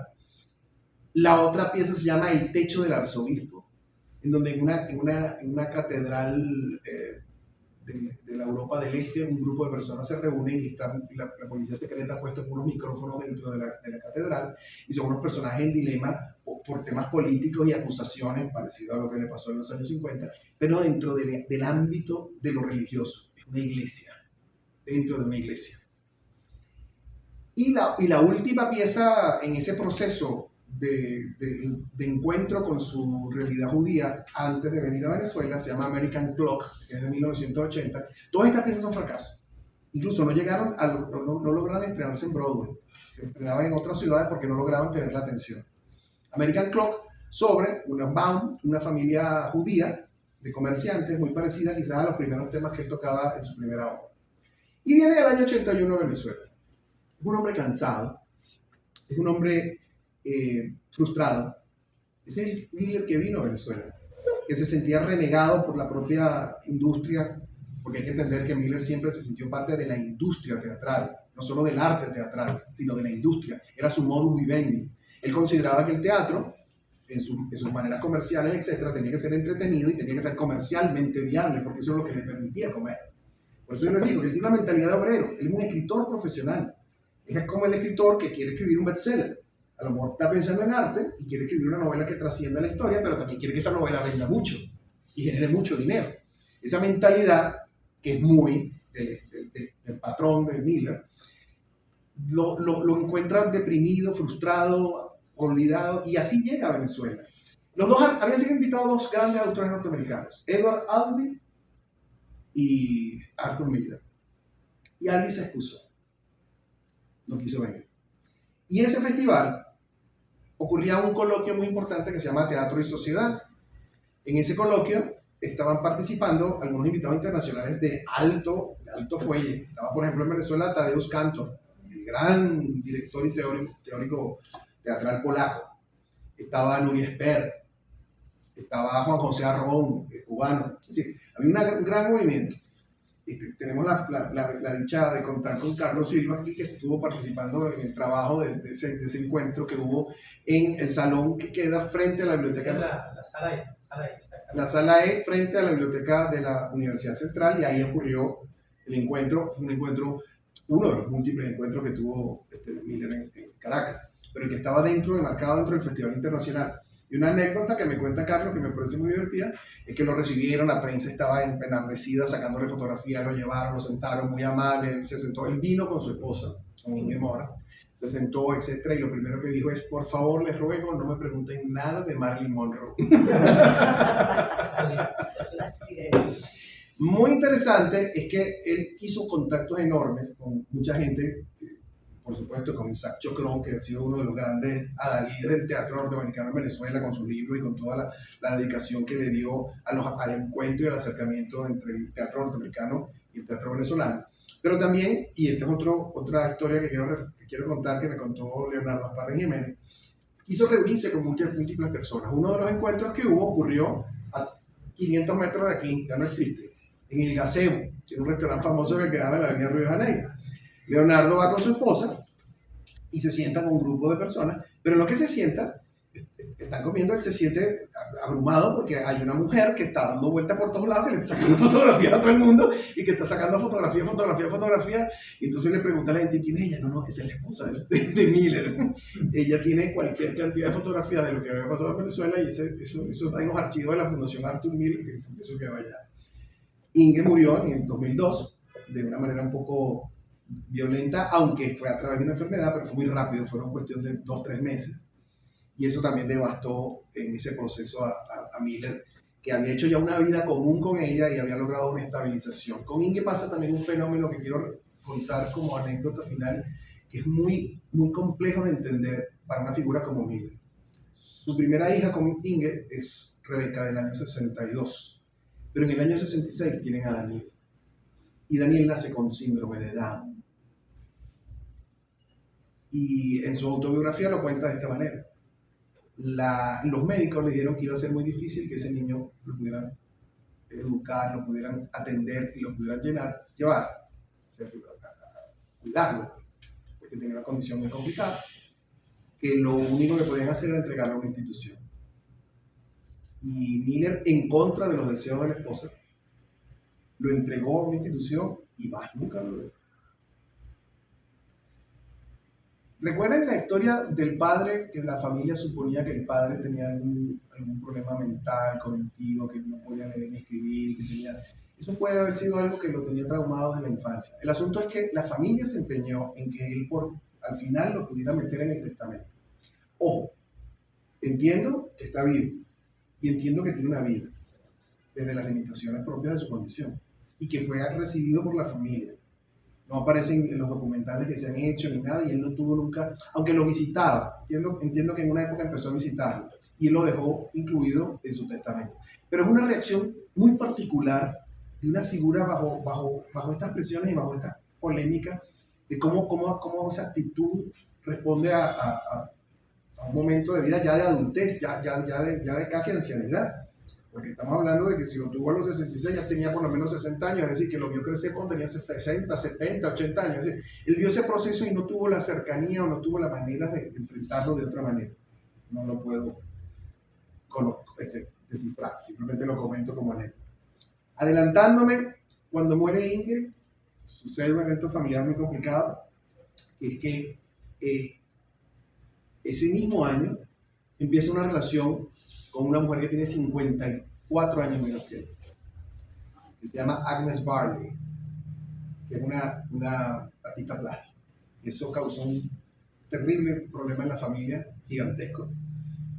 Bueno, todos los temas del oportunismo, quién sabe lo que pasó ahí. Estamos hablando de un hombre que para ese momento ya tiene 80 y tantos años. que acaba de sufrir la pérdida de una mujer con la que estuvo viviendo 40 años, madre de sus dos últimos hijos. No tenemos como capacidad para entender lo que había en su psiquis, en su alma, no podemos entender eso. Lo podemos intuir por el tipo de obras que escribe. Se siente que está cerrando historias. Como comenté hace un rato, que se lo comenté acá, en el año 2002, que es el último evento que Inge lo acompañó fue cuando le dieron el Príncipe de Asturias en España. Inge tenía una cercanía muy grande con España y quería muchísimo a España.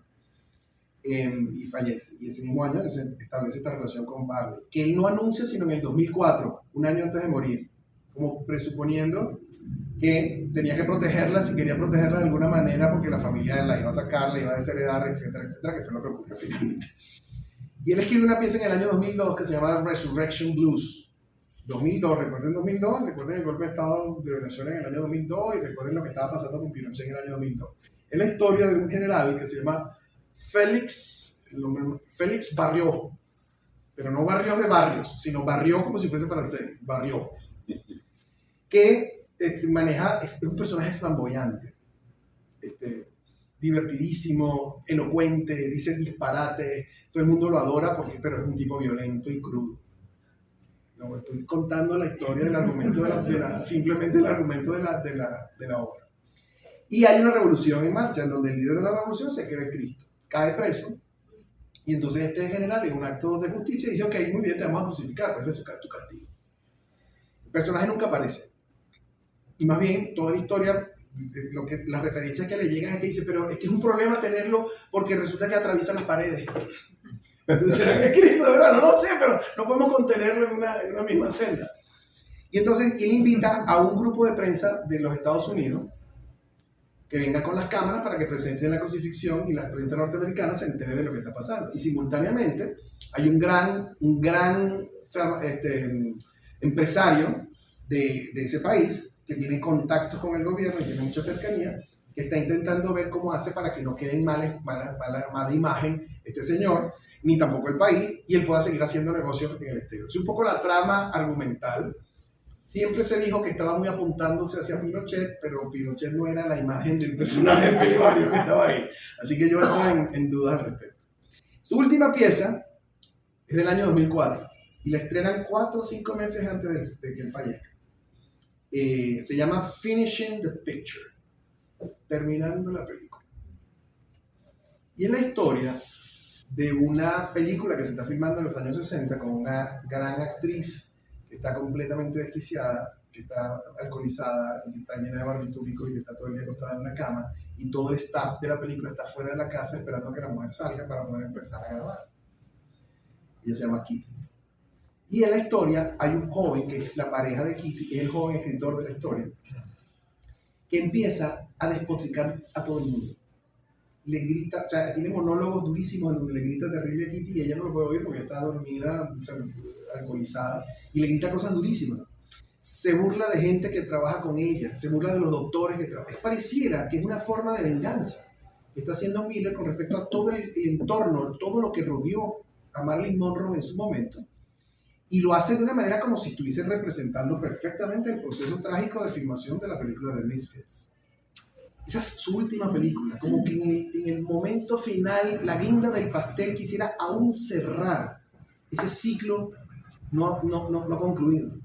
La Gestalt tenía que ocurrir y tenía que ponerle ese último momento. Es decir, él seguía dando vueltas sobre sus mismos dilemas y sobre sus mismos problemas. Y en la obra pone a un asistente, que todo el mundo dice que es la representación de Agnes Barley, que es la mujer comprensiva, la mujer que lo acepta, a este escritor que en ese momento es joven, que lo acepta, que lo comprende, que trata de ser tolerante y comprensiva y trata de llevar todas las situaciones que están muy tensadas y muy enfrentadas.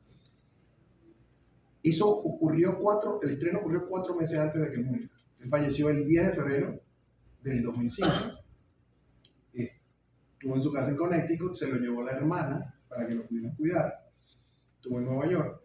La hermana, en Long Island, realmente la hermana se casó, la hermana de Miller, se casó, que era mucho menor que él, se casó con una persona importante de la sociedad norteamericana y vivían en Long Island de forma muy cómoda, muy cómodos.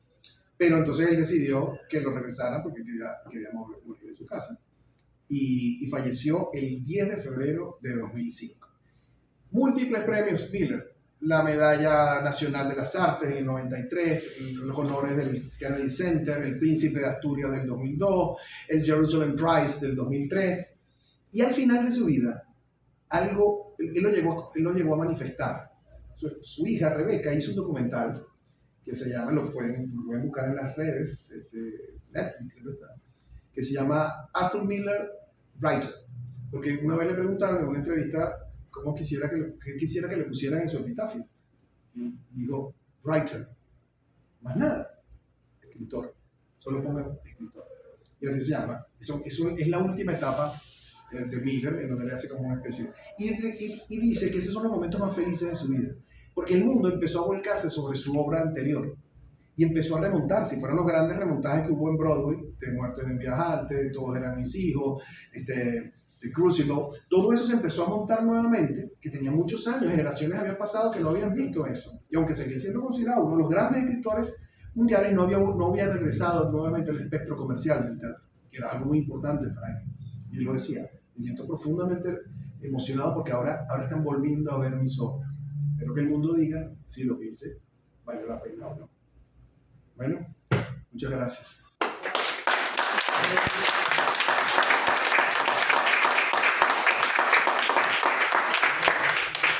Me extendí un poquito.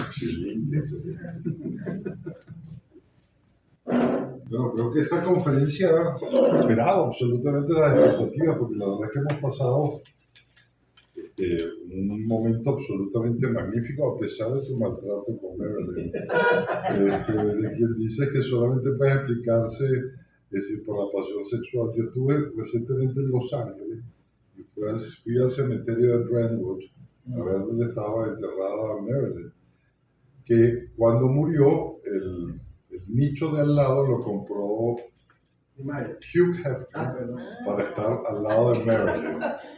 De modo que la mujer desataba pues absolutamente unas pasiones inconmensurales, pero una de las cosas interesantes de esa relación es que quien también le presentó a Marilyn a Arthur Miller fue Lee Strasberg.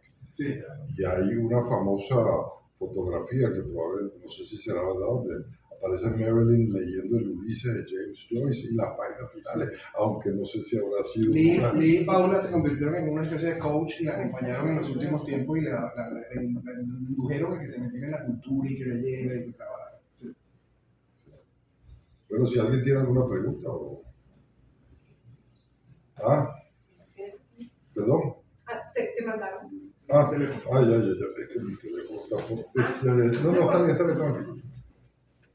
Yo quería también, comentar un poco, antes de darle la palabra al público, que cuando tú hablaste de la emotividad que son dramaturgos que vienen más o menos de la década del 10 en adelante, naciendo en la década del 10, hacen una revolución porque le imprimen a sus piezas, no solo del intelectualismo, no solo de filosofía, no solo de crítica, no argumentan desde lo filosófico, sino que empiezan a trabajar los personajes vividos y con la sangre en las venas. Y eso también tiene un momento importante de cambio en el teatro norteamericano. Sí. Tenemos dos preguntas del público. Esto lo transmitimos simultáneamente por YouTube. Si usted tuviera que resumir en una línea en qué reside el encanto que aún en nuestros días produce la obra de Arthur Miller, ¿qué diría? Los personajes de Miller somos cada uno de nosotros. Y eso hace que tenga un valor eterno. Por cierto, una de las cosas que yo no comenté en la presentación que hice de José Tomás es que José Tomás es actor. Director de teatro también, y además muy exitoso. Por cierto, que no recordaba esa frase de Miller, que ahora cuando tú la mencionaste, que no le preguntaran nada sobre Marilyn Monroe, la recordé perfectamente porque yo estaba ahí.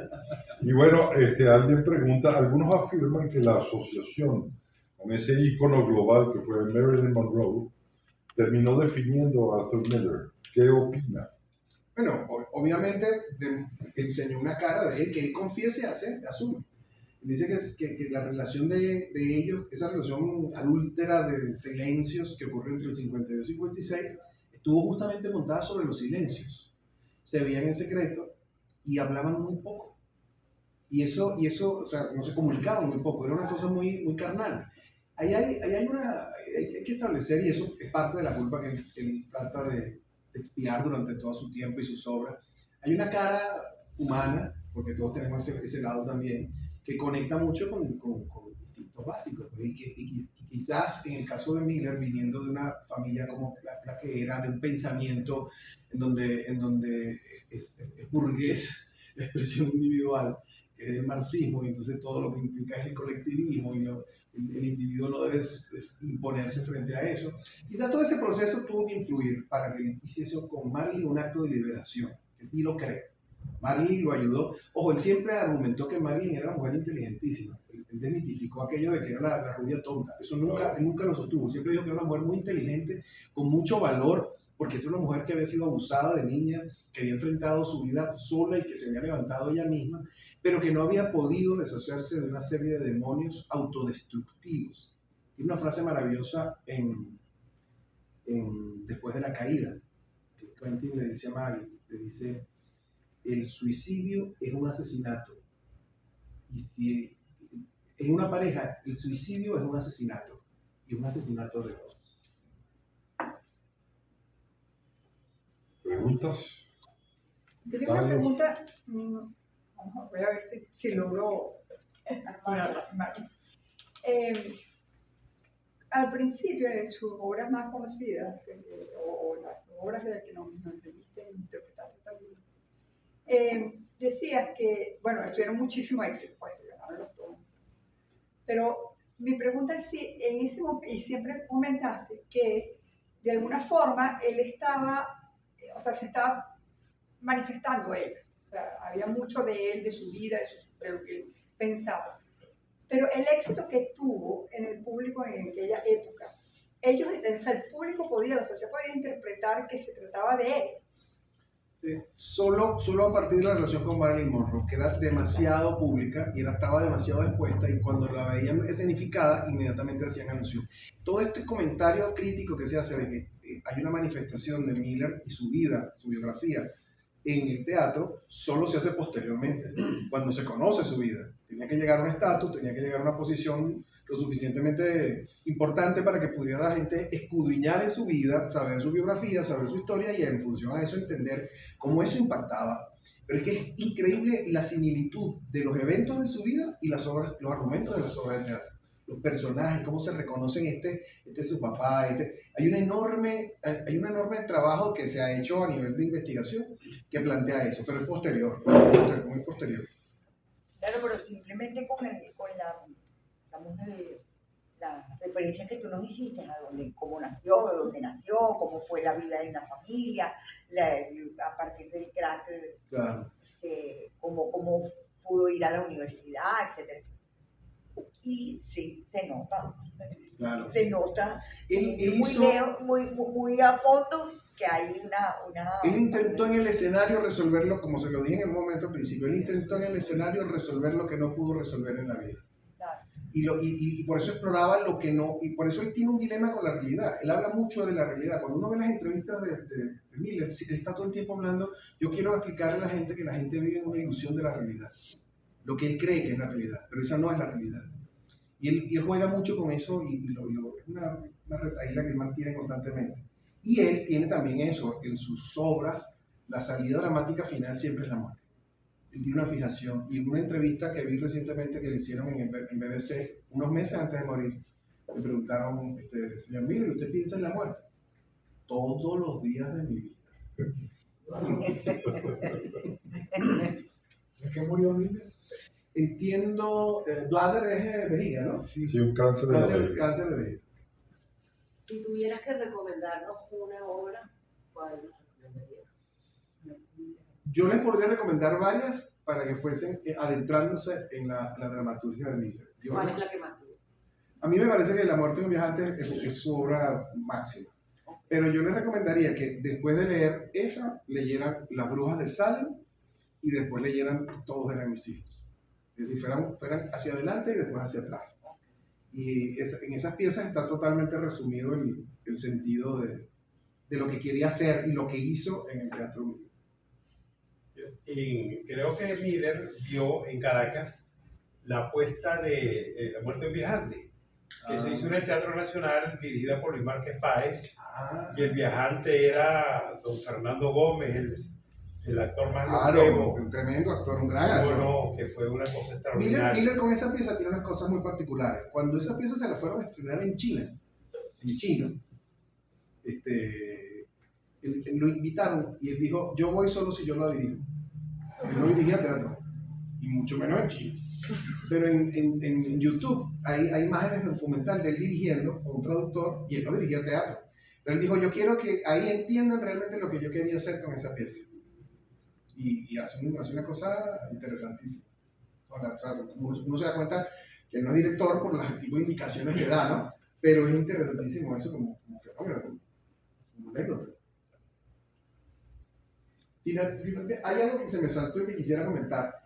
La muerte de un viajante, es que confundí dos cosas. La muerte de un viajante se estrenó en Venezuela un año después de estrenarse en Broadway. Y La bruja de Salem se estrenó 4 años después. Pero la muerte de un viajante la estrenó un personaje que se ha olvidado y que fue un personaje importantísimo para el teatro venezolano, pero importantísimo, tan importante como Juana Sujo, como Alberto de Paz y Mateo, que fue Francisco Petrone. Francisco Petrone fue un gran actor y director argentino, pero importantísimo, que tuvo un éxito gigantesco con El Mercader de Venecia, o sea, Shylock, en Argentina, en los años, finales de los años 40, tuvo casi un año en cartelera, que era una cosa gigantesca para Buenos Aires, y se lanzó en gira con esa pieza por el resto de América. Y en Venezuela es el primero que estrena El Mercader de Venecia en Venezuela, que lo estrena en el Teatro Nacional, pero también es el primero que estrena La muerte de un viajante, él haciendo el personaje de Willy Loman.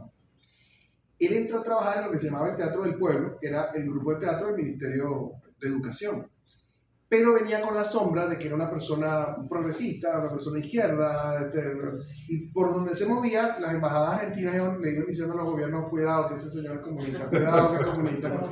Entonces él estuvo muy poco tiempo en Venezuela, pero se conectó con mucha gente que también era de izquierda, Gilberto Pinto, Pedro Martán, e incluso César Rengifo. Y este señor, Francisco Petrone, aparte de estrenar en cuestión de menos de un año, 9 meses, estrenar El Mercader de Venecia, que no se había estrenado jamás en Venezuela, es el año 51. El Mercader de Venecia. La muerte de un viajante, que es la primera vez que se hace Arthur Miller en Venezuela. Estrenó Joaquina Sánchez, de César Rengifo, que es hoy un clásico de la dramaturgia venezolana, estrenada por un argentino. Y de ese grupo se quedó un actor argentino famoso que se llama Francisco Ferrari, que hizo muchas telenovelas, que estuvo muchos años en Venezuela y se quedó en ese grupo. ¿Algún otro comentario, pregunta? Bueno, nada más que Edward Albee, perdón, Edward Albee sí vino a Venezuela, pero vino previamente. Sí, claro, él vino a Venezuela varias veces. En el Sí. 79, creo. Creo que vino 2 veces. Ese festival venía también Vanessa Redgrave y no quiso venir, había andado con el movimiento palestino muy intenso en ese momento y la escribieron, le dijeron algo y hubo como un rechazo público y tal, y ella decidió no venir. Ni Albee ni Vanessa Redgrave vinieron en ese festival. Bueno, solo agradecerte, realmente un gran aplauso.